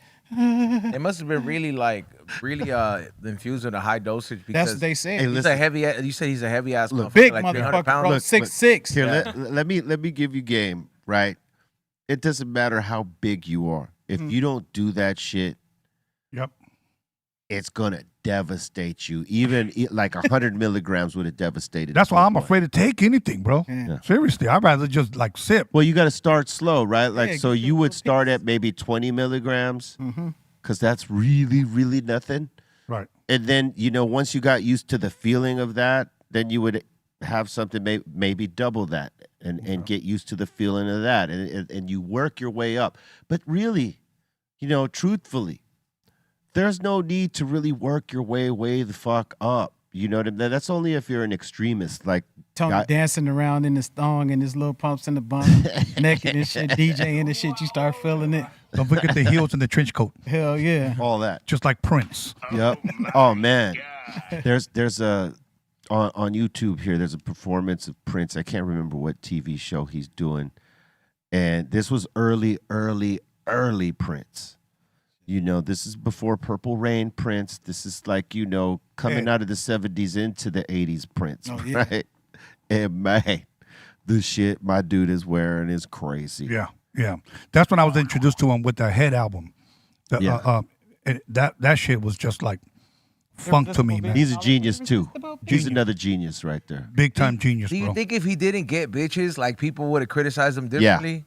Like if he was just Probably. dressing like that, they didn't see him. They're like, "Yo, he's fucking all these bitches." Like, and then if he didn't do that, like out there, people would have just been like, "Yo, this guy's kind of like Liberace. He's kind of fruity." Yeah. No, I don't think so. I don't know, because funk groups were like off the chain like that. He was just a way more off the But chain. that's a little bit of heels, the lipstick, the nails. That's if you're not like. He did it to make people talk for Yeah, sure, because he was smart with this shit. yeah, he was smart. He was Genius. very strategic. Did Because you ever see him perform, B? yeah, I saw him when they dropped the Purple Rain album. I saw him in Long Beach. I saw him at the Coliseum till we got thrown out because we had Fugazi backstage passes. Oh, Oh shit. You know what I'm saying? We knew the homies that made the fake passes, so we fucking snatched them and we got in. that's genius. And we got in, and we were golden. We just got greedy. We went into a section to where they looked at our passes and they were like, "Get the fuck out!" Exactly. And I don't know if man, you get up remember, and this motherfucker was in the Purple Rain movie. There's this big old white boy with with the beard. beard. Yeah, I know. He was the one working head security for them at the Coliseum. He looked at our passes, was like, "All right, get him out," because he knew they were fake. They were fake laminates. and shit. Now, was that the one? No, it couldn't have been the one where they performed with the Rolling Stones and he got booed off stage. No, that was way before. Yeah, okay. That was way before. This one, he was headlining this at the Coliseum. So Prince got booed too? I don't feel, Yeah, I don't Yeah. feel opening that up with- bad. he was Ro- opening up with the Rolling Stones and Oh shit, I'm cool then. They were booing the shit out Fuck of y'all booers. Yeah, they were booing the shit out of him, and the Rolling Stones were like trying to tell people, like, "Hey, Yeah. fucking go easy." yeah, I'll tell you what, Cypress Hill, when we were opened up for Naughty by Nature, the first week of that tour, like they had the #1 single at the time, and I think we toured with them I probably remember that. about 6 weeks.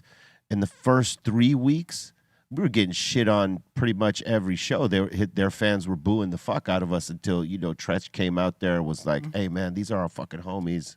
Yeah. That's Blah dope. blah blah. Have some respect." And blah, Church blah, blah. always been a good dude. And man. yeah, that's the homie. Like he came out for us like that. But I mean, we had to win these motherfuckers over. Yes, I remember that. B, I'm gonna share something with you. Remember in Florida, we were in Florida. You flew back home because little Crop was about to be born. Yeah. I stayed in Florida, and we were supposed to perform with you guys at a club. Right. You guys had already performed, and I'm just sitting there because he flew home because his son was being born. Right. I'm sitting there. Somebody goes, "Tony A," and I turn around, it was Send Dog. And he goes, "What's up?" And I go, "Hey, man, what's up, man? How you guys doing?" He goes, "Hey, buy me a beer." So I bought him a Corona. And he goes, "Yeah, we just win gold." And I said, "Then you should be buying me a beer." Right. And you're right. He should have been buying you. But he was telling me that you guys were still on a promotional tour. I think it was a Naughty by Nature Yeah. tour. Yeah. Yeah, so I was chilling with him on there. But it was funny, though, man, because we did a lot of shows with you guys. You probably didn't even realize we were opening up for you guys. No. I remember a lot of them like that. Yeah. What's crazy about that one is that someone from Naughty by Nature, we had to switch spots because they were supposed to headline that show, right? But one of them had a baby being born back home. So they were trying to get off early and get the fuck back to Jersey as quick as they could, right? So we switched spots with them. And so we went on in their place. We had, like, at the time, you know, like the insane shit had just started to pop for us, so it was all right. People accepted the fact that we switched spots. Yeah.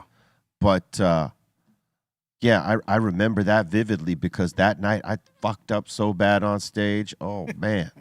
On Insane, no less. I fucking blanked out on it because I had a couple of drinks before the show. Right. And I'm notoriously, you know, fucked up if you know, like, I don't fuck up smoking weed on, you know, before the show. Like, I got everything locked. But if I have, like, more than 3 drinks before the show, I might forget that first word. You know, as an MC, that first word is everything, right? Everything. I notice like it when he misses a lyric, but the crowd doesn't notice. Yeah, because I try to give it that same energy, and I freestyle some shit real quick. Yeah. And put some shit together, and then Tony be like, "Hey, you said the same thing twice." I'm like, "Yeah." That's the pro in you, though. You don't stop. But don't you hate it though? You go back and I'm like, I hate that shit. Oh yeah. Because now more than ever, he's on to tell you now because it's everybody filming shit. So you got to put your best foot forward. Back then, you might not have had a motherfucker that had your whole show because we had it got to the point, and Bia tell you, where they had your cell phone didn't even have a fucking camera in it, bro. Yeah, you had to buy a what was that shit? Megapixel? Megapixel, yeah. Megapixel camera, and your phone was here.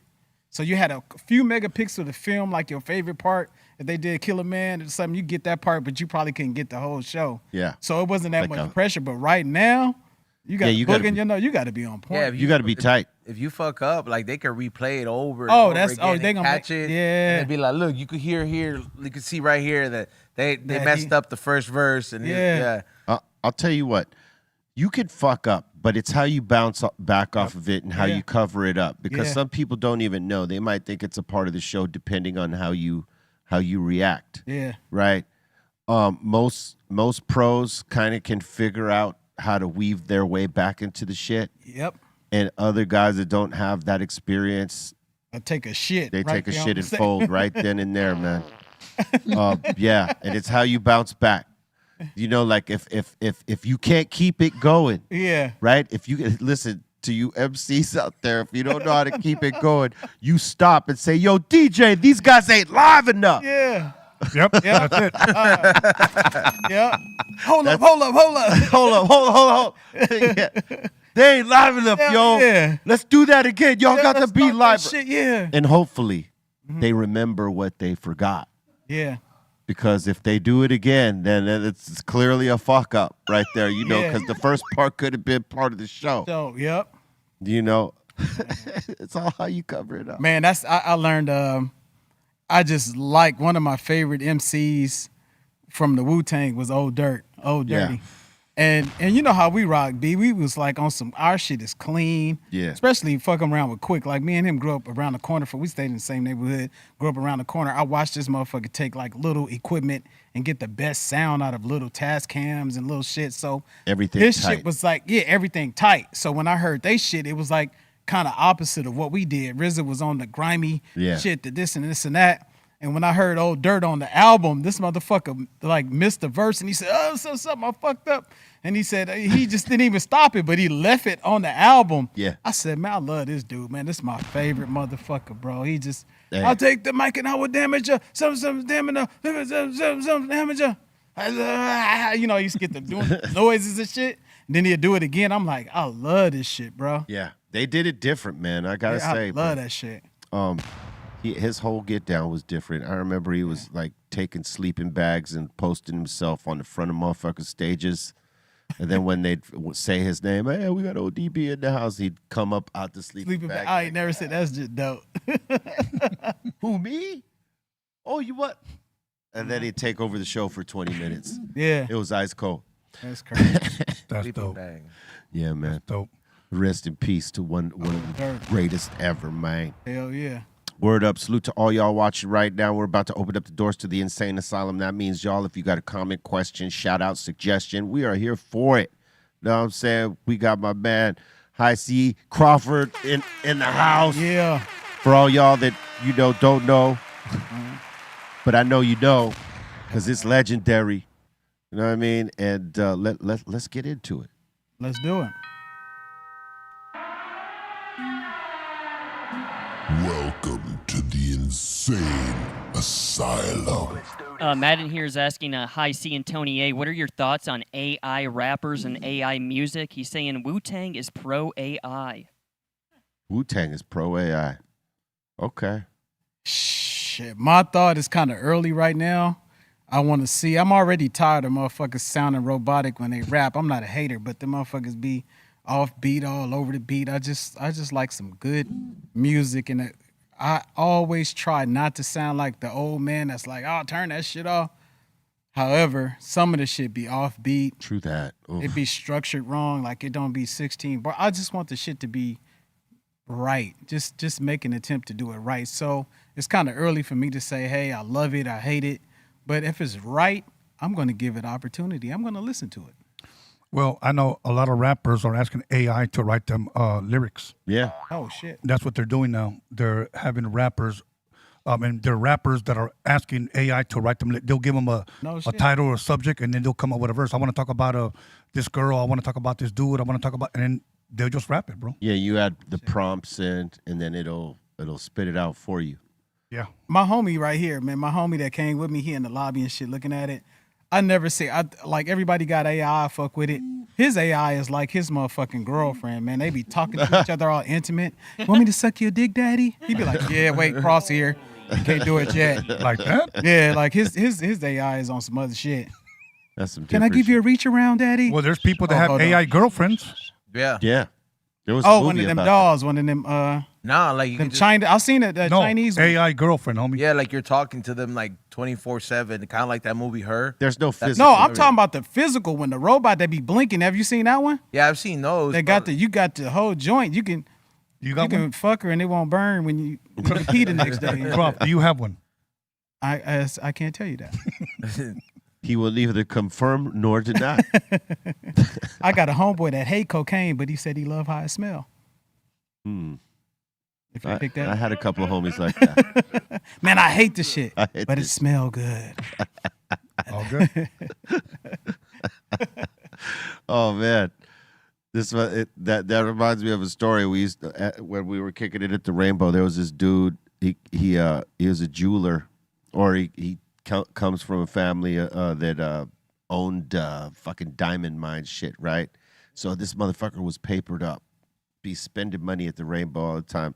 And every now and then he'd come from the back patio where he would kick it with his homies and come to the front table just where we were at to see, what was going on and maybe to get a hit of weed, because cokeheads don't really like weed so much, but every now and then one of them might like the flavor of the joint, right?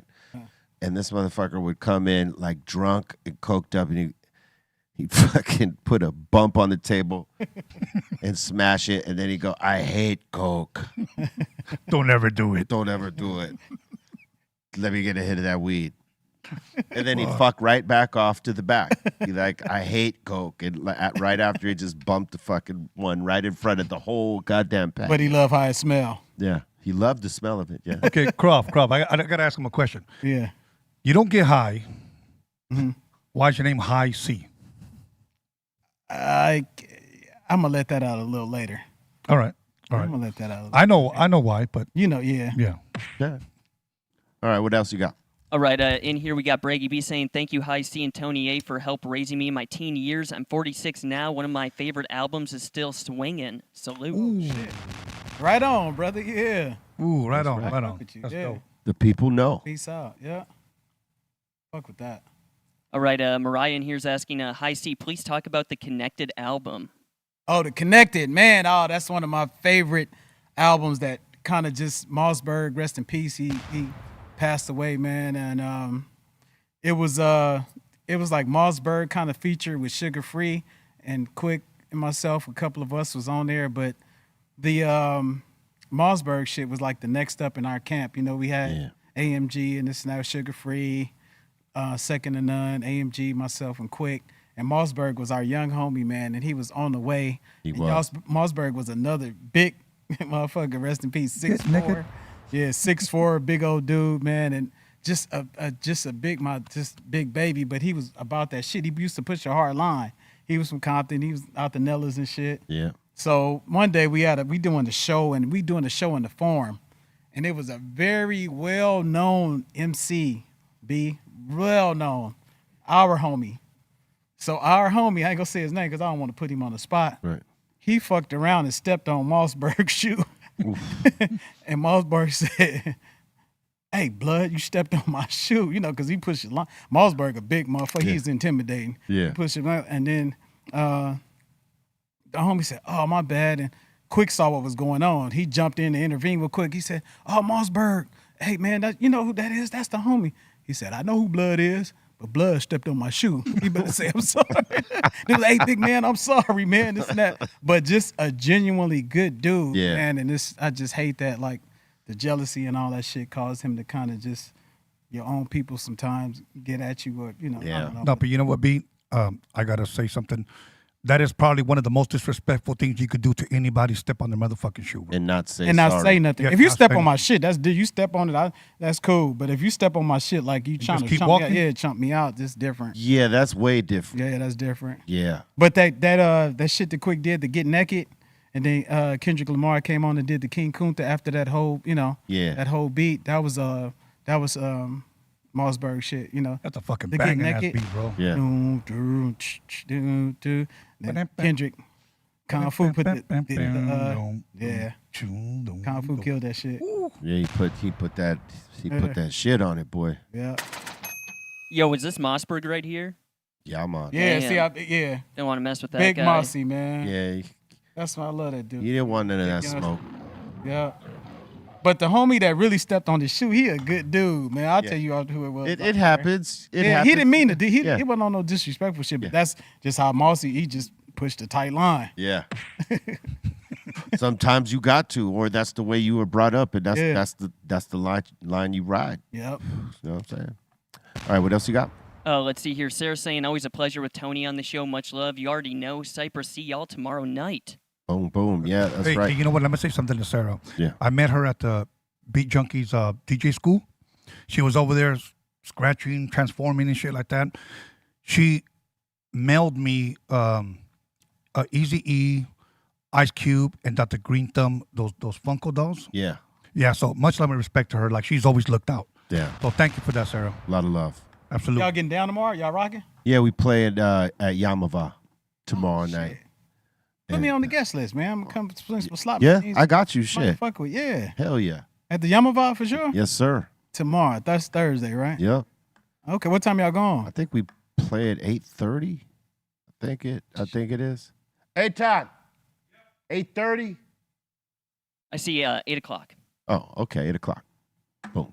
Hell yeah. Yeah, come on through. I got you. For sure. That's what's up.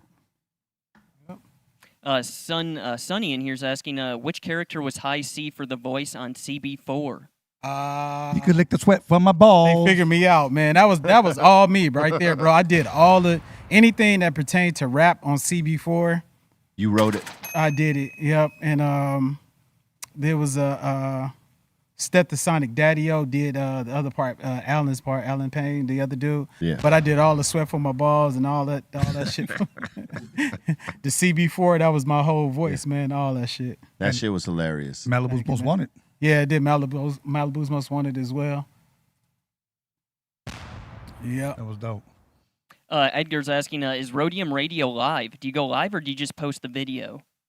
Oh, no, wait. It's live. It's live. Yeah, no, it's live. It's definitely live. We go live, and we accept live callers, the live chat, everything. I just haven't been live in a minute. I've been doing more of my paranormal podcast, which is Freaky Tales, and I know I got some Freaky Tale fans on the live chat as well. But, yeah, I've been doing that more often than I have been Roadium Radio. As a matter of fact, September 11th of this month, we just completed 6 years. Nice. And B, you were there for the 5th year. Congrats. Yeah. Thank you. I think you were there, B, for the 5th year anniversary, and we had hit 100,000 subscribers. I'm about to hit 120,000 subscribers. You know what, B, is funny? That I haven't gone live on Roadium Radio in a minute, and my subscribers are still going up. Yeah. So I'm happy for that. That's a great thing. Absolutely. All right, next in here's Alex in Dallas asking, yo, be real, how many fire alarms have y'all set off? That's a great question. I don't know, throughout the 34 years, I'm going to say a whole fucking lot. Yeah, so we've been doing this piece called Band on the Run, like, documenting our tours and shit like that. So this last one that we did with Atmosphere, we put out, and during my interview, like right before we were wrapping up the whole piece, someone set off the fire alarm. And that's usually someone from our crew that does that.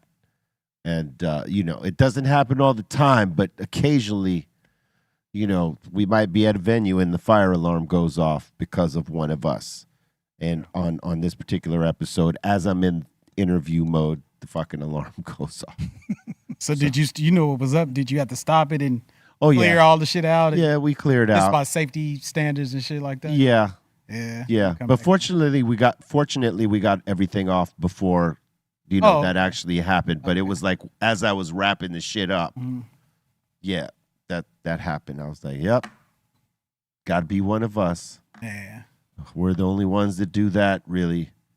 At least when, All good. It's that weed shit. All right, what else you got? I saw a few people in the chat mentioning Rick Simpson oil, too high C. He should try out the Rick Simpson oil so you don't have to eat edibles. Oh shit, I'll fuck with that. Yeah, Rick Simpson. I'm gonna write that down. And what is that? It's like rub-on type of ointment type. No, it's like an oral thing you put in a capsule like this.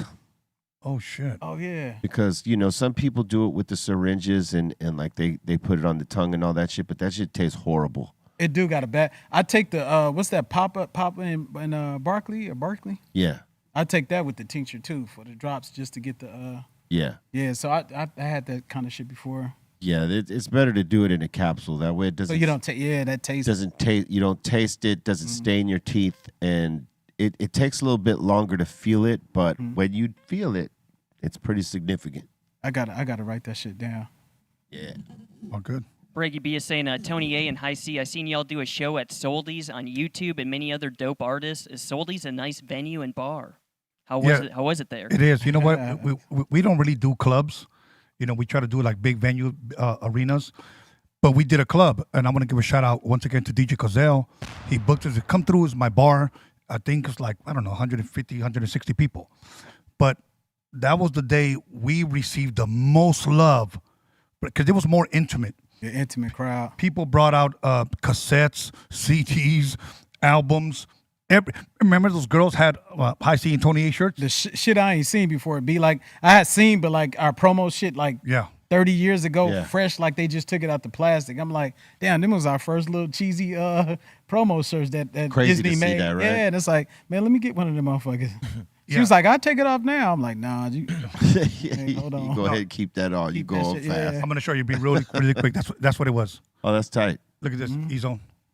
Oh damn, that's the first Disney made that shirt. Yeah. Yep. So they showed us a lot of love out there, and then they put the show on YouTube. But we rocked that motherfucker. Even though the sound, when you get a sound check, that's what I want to ask you, B.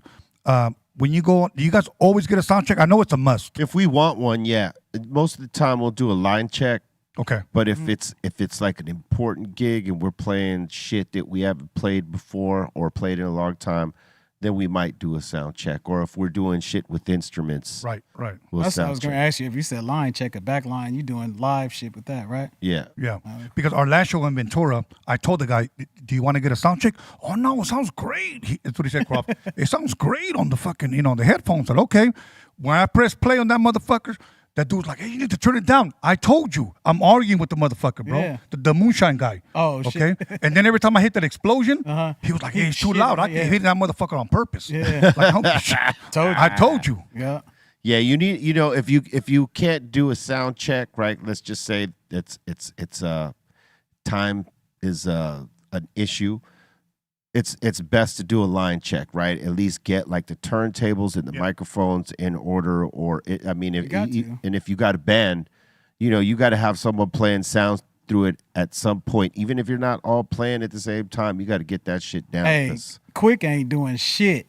He'll make the show wait. If we got to go, nope, that motherfucker be out there in his flip-flops, a wife beater in his boxers. He gonna make sure that motherfucking sound is right. He not gonna do it, bro. Yeah, he wants to make sure everything Oh, is he tight. gonna make sure, but he's not gonna go. He gonna make him wait and he gonna go out there. He'll go to the house and hey, Yeah, it's and true. Get the shit right. He's got so much knowledge Yeah. that he can't even relax on it. Yeah, it's like I can't let that I slide can't let it slide. He's work. all the time, bro. Yeah. All right, what else you got? Let's see here. We got Enrique saying Roadium Radio needs a comeback. Been patiently waiting for its return. Well, Roadium Radio will be back. Honestly, I just need to line up some more guests. Right now, I'm just having fun on Freaky Tales, but Roadium Radio's not over. Roadium Radio will be back. I mean, we've been 6 years on the air, and I'm thankful for all the fans that have tuned in and people that have been waiting. Once again, B-Real's no stranger to our podcast, so we're definitely going to have him back. He's had me back here, and it's always been love here. So once again, Roadium Radio's going to continue to move on. So thank you for that. Did you guys talk about that missile that hit the UFO? Oh yeah. What do you think That about shit. that? Did you see Did that you guys one, see Tony this? A? That one I didn't see it. No. A Hellfire missile hits this. What? Go see. Right here. Check it out. Oh shit! That's a Hellfire missile that hit one of these orbs and bounced off of it and broke into pieces. Now supposedly in November there's supposed to be something hitting Earth, but we've always heard that. We've always heard that. Yeah, that's why I want to bring you on, because I want to talk about stuff like this. Yeah. Whether it be conspiracy, whether it be paranormal, whether it be demonic possession, whatever. We're going to have fun with it. Of course. And I want you to smoke. Easy. These are all easy issues. I want E-Zone on my podcast too. Now that he's here, E-Zone, I need to have you on my podcast, my brother. The Freaky Tales one? Whatever you want. I'm down, bro. I'm down to come on. Absolutely, bro. We'll get some drinks going, and you get to smoke, and we'll chop it up. So, Hell yeah, I'm with it. hell yeah. You guys heard it. Freaky Tail fans, That's right. hit up E-Zone. Let's go. Boom, bang. Midget Mike's asking, hi, see any wild stories working with Nate Dogg and E40? Oh hell yeah, man. Me and Nate, that's my dog. Rest in peace. Me and Nate had like a relationship that was just so cool, man. And it was like people always look on the outside and say, hey, they was from this side of the tracks. We was from that side of the tracks. All that shit didn't matter when it came to like when you meet a real motherfucker, bro. It's just a real motherfucker. Yeah. And Nate was one of them real motherfuckers. Nate would make you laugh. So me and Nate used to have the most epic battles on John Madden. We'll be in the studio going at it and this and that. PlayStation or Xbox? On the PlayStation. Okay, I'm a PlayStation guy, and I fuck have with yet Xbox. to meet somebody that could have beat me on Madden. Yeah, except me. I ain't played in a long time, so I can't even brag like that. Spanked your ass. Bring No, it. look, we in the studio. I think this is back when we was at Skips and Snoop was in there recording, and we sometimes we had a front room, we had the back or whatever, Snoop in there recording. And man, we going at it so bad, me and Nate. And how my voice is, and I'm like, oh no, man, fuck you guys. And Snoop come out. Snoop didn't want to be, Snoop on some cool. That's my nigga too. Snoop came out. He wasn't on some like, man, y'all shut the fuck up. He was like, I hear y'all out there high, see. How stupid. That was telling me like, y'all shut the fuck up. I'm in here trying. Did you play with Pittsburgh or another team? Oh, I'm playing with the Steelers. Okay, I'm playing with the Cowboys. Boo. Oh, man. There you go. Oh, Yo, man. B, were you guys playing Madden in this picture or NBA? They were playing Madden. See, look, that's man. I'll be in that. Look at the focus. That's how Nate was, man. And Nate wasn't no slouch, bro. Nate Yes, was, no, they man. both could play. Yeah. Yeah, that is PlayStation. I can tell by the joystick. Yeah. I never played either of them because I would play too, but I never played either of them because I just never had time to play them. Right. But I was playing a lot of NBA Live and 2K at this point. Yeah. I never was good at the basketball shit too. I was just mad. They change it so fucking much every time that it's hard to get used to it. You know what I'm saying? They got the new shit is crazy. Got to get used to that. Yeah. But Madden, it did change so much every time. It did just the kicking shit, certain little shit. Yeah, certain little shit. Yeah. Couple of years they was trash, like the quarterback passing. It was shit. Well, because they had the focus, like the light on the receiver, and if you're playing defense, you know where the quarterback's going to throw it. Yeah. Yeah. Crazy. Yeah. You had to be real slick with that shit. Yeah. I used to have tournaments at my house, and the pot was usually like $500. I had like 4 TVs. This is before the flat screen, so I had big ass, fat ass TVs outside. Yeah. We have a taquero out there, and guys selling fruit right in my yard, and everybody would come through and Madden battle. Madden battles. There was so many of those. Yep. Yeah. It's crazy that these motherfuckers are getting paid so much money now to like I thought battle old boy that came out. from downstairs and shit. You see that? I'm Like like, that? he's Yeah. alive. That motherfucker came out the curtain on me. All right. Headphonius in here. He's basically saying people wouldn't make fun of Prince back in the day because he would dress in heels and still take your girl. Yep. Yeah. Still Absolutely. take your girl. Yep. Wearing the Aunt Jemima. Yep. It didn't matter who the girls came with. If Prince gave them the nod, they were leaving with him. Yep, it's true.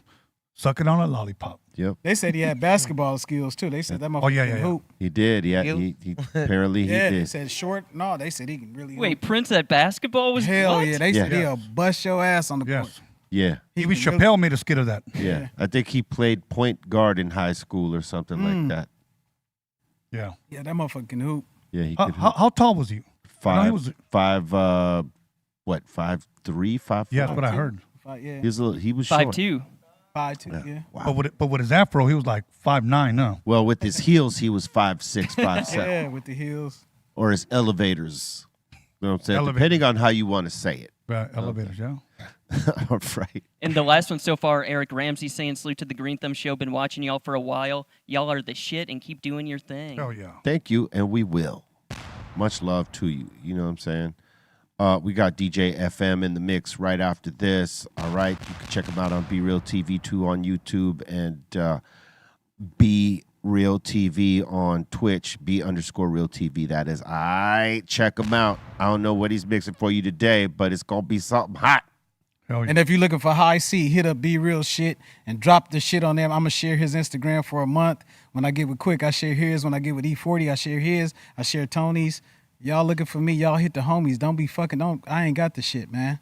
Shout out to CC on K-Day and shit. She always like, Croft, when you gonna get the shit? I'm gonna get it, CC. Just chill. That's Give me a right. minute. I'ma get it. They all asking you, when are you getting on? Hit Be Real. Hit Yeah. Quik. Hit Sugar Free. Hit 40. Hit any of the niggas. They gonna let me know what's happening. Warren G, my nigga, too. And just to let Hit people Warren. know that me and High C are gonna start working on a new album. That, too. I wasn't gonna say nothing, but Hey, I mean, shit, if there's any place to say it, it's right here. right here, You know what I'm saying? Be Real exclusive. Dr. Greenthumb, High C, Tony A, new record coming out. Hell yeah. And I know motherfuckers want to hear that. So, shit. Absolutely. I can't wait to hear that. Yeah, it's for the girls, man. We got to get the girls on the dance floor because their hips don't lie, right, bro? Like a motherfucker. You know what's crazy is that back in the days, the earliest hip hop groups, we weren't even thinking about that. Like even before us, it wasn't. Right. It was just about like making a dope song. That's it. We wouldn't even think about this shit. But I'll tell you what, LL Cool J cracked the code before anybody. Yes. He started making the songs for the girls, and that was like, When That- I'm alone in my room. that's right. He made the first hip hop ballads, Yeah. really, and it made a lane to where like if you just wanted to be that rapper, Yes. you could just fall into that lane and not worry about any of the street shit, Yeah. not worry about any of the politics, Yep. just be that. I met girls that weren't even into rap, but they memorized every damn lyric from "I Need Love." Yeah. And that was their introduction to rap was through that dude LL Cool J. He created that lane. Yep. I never bumped that shit loud when I was by myself or rolling, but I if you never was- bumped it either. But if you had a girl with you, you had to have that shit on deck. Cause do you got a need love? What if you need love? Yeah. They a bug for that shit, and you had to put it Yeah. on. Like, all right, LL built that lane. yeah, Yeah. And he was like a hardcore rapper in the beginning. Yeah. You know what I mean? Like, he was the type of motherfucker that like cut Battle- your head off. Battle right, yeah. Jack the Rapper. And then King he, Kurt. said, fuck it, I'm gonna write songs to the ladies. Mm-hmm. And fortunately, he created that lane because a lot of motherfuckers were able to they wanted to rap, but they didn't necessarily have a street background. They could jump right into that shit Yeah. right there. Who else did it? Who else y'all think they? Well, right now in modern times, probably Drake. Oh yeah, Well, back in the day, there was one song that I used to like, and I'm going to give him a shout out. MC Shan. Remember Left Me Lonely? Oh, Left Me Lonely, yeah. oh, yeah. That was a dope song. I like that song. Yeah. Yeah, MC Shan. But yeah, I mean, there's probably a lot of rappers doing that shit right now. Yeah. We just don't hear about him so much. But like the one that you do hear about, yeah, it's probably Drake. He's made a lot of chicks. Oh, yeah. Yeah. Chick type Oh, yeah. chick type rap. Do you bump Drake, Croft?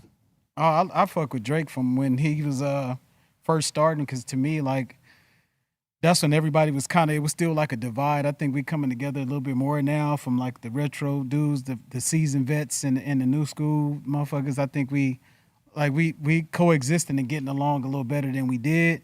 But in the beginning, I always said that Drake's structure of the song and how he put songs together, I said he was gonna be one of the ones that made it. When I first heard him, I was like, he know the formula. Like somebody taught him what was up, so I fucked with it back then. I wasn't, of course I wasn't in the car bumping shit like that or whatever, but I really knew like he was gonna be that yeah, he guy. understood what it was. He understood how to, exactly. You know who else is Ja Rule? Yeah.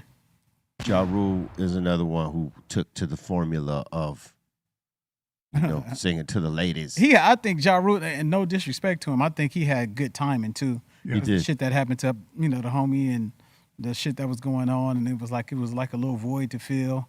Yeah. He came out and did his thing, And after 50 Cent wiped him, tricked him out his spot. After 50 Cent wiped him, he went and took the spot and started singing to the ladies. Me and Quik be talking about that shit, bro.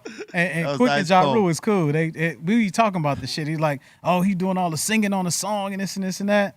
As soon as he did that, Ja Rule stopped singing. 50 Cent started singing. Yeah. And chipped him out his spot. Totally chipped him out the spot. That was ice cold. That was fucked up. Word up. You got any more? Nope, that seems to be it. Word up, man. We want to thank y'all for your comments and all that from the live chat. Salute to all y'all watching. We sent you positive vibes and love always, all right? Salute to my man Tony A. Salute to my man Crawford up in here. Yeah. We're going to have you up here again. For sure. And again. I'm coming, man. You know what I'm saying? Especially when y'all drop that new shit. If I smoke my first joint, I mean, I got to get it on tape, so I don't know if I'm going to come up here like my first. Yeah. You know what I'm saying? We are here for you. If I get my first social media account, like certain shit should be like monumental. Like Icy got smoked his first joint. You know what I'm saying? He's on. All the first. Did my first motherfucking Twitter. Yeah. Now it's X or some shit. X, yeah. It sounds TikTok cooler. and shit, Yeah. My first everything. Hell yeah. Hey, we're here for you, shit. I tell you that All right good. now. You got any shout outs, Tony? Yes, sir. I got a few, if you don't mind. Bust it. Okay. First and foremost, I want to give a shout out to all the Roadium Radio fans. Thank you for tuning in today. My Roadium Radio team. Also want to thank all my Freaky Tail fans that tuned in. And also want to thank my new co-host, Ricky J. Much love and respect to him. Also want to thank Be Real and his entire team. And I'm going to tell you why I want to thank you guys, because every time I've come here, you guys have shown me nothing but love, bro. Honestly, I love coming here. It's always been love, and it's a beautiful vibe, bro. It's like I've done a lot of podcasts, even though I'm very selective where I go, but here's where I pretty much have received the most love ever, bro. So I just want to say thank you. All day. For that. And also want to thank my boy, Big D, MC Magic. Of course, I want to thank my boy Croft. Been years since we were, teenagers, and we're still friends, and that's true love. So I want to thank him. We're still doing shows and having fun. That's right. Thank you. And also I want to thank, to me, one of the most underrated producers that doesn't get a lot of credit is a guy out of Santa Maria. His name DJ Dominator. He just came out with a song called Toxic. If you guys want to listen to it, I suggest check it out on OG Dominator on YouTube. It's a hot song. Definitely check it out. Also to my son, B. Scanless. Also to Erica, B&B Entertainment. And to my boy, Jen from Fashion Town, who's always, giving me the fresh gear. And Jeff Kwan, much love and respect to him. And also to my friend Alex, who's been helping me out a great deal. A lot lately, much love and respect to you. Thank you for that. Yeah, that's it. Word up. See?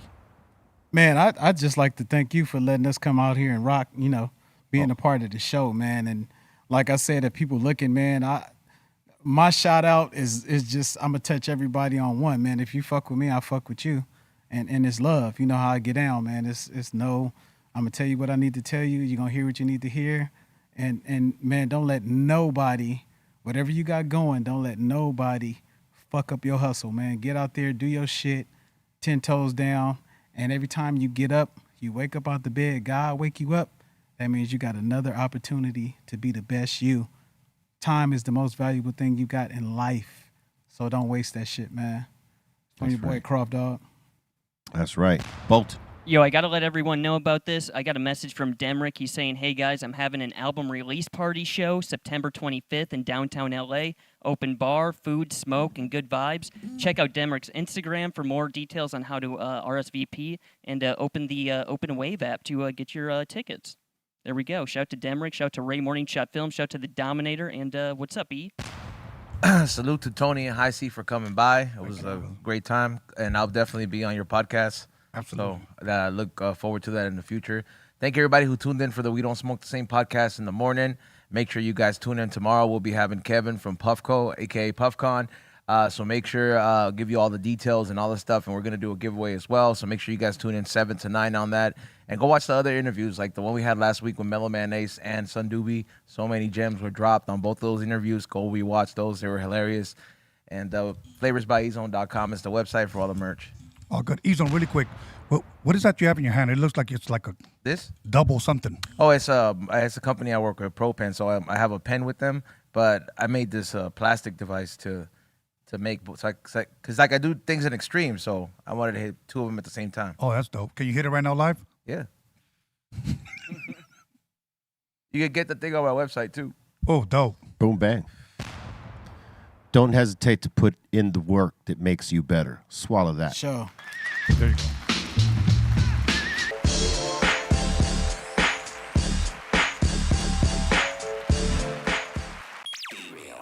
BREALTV.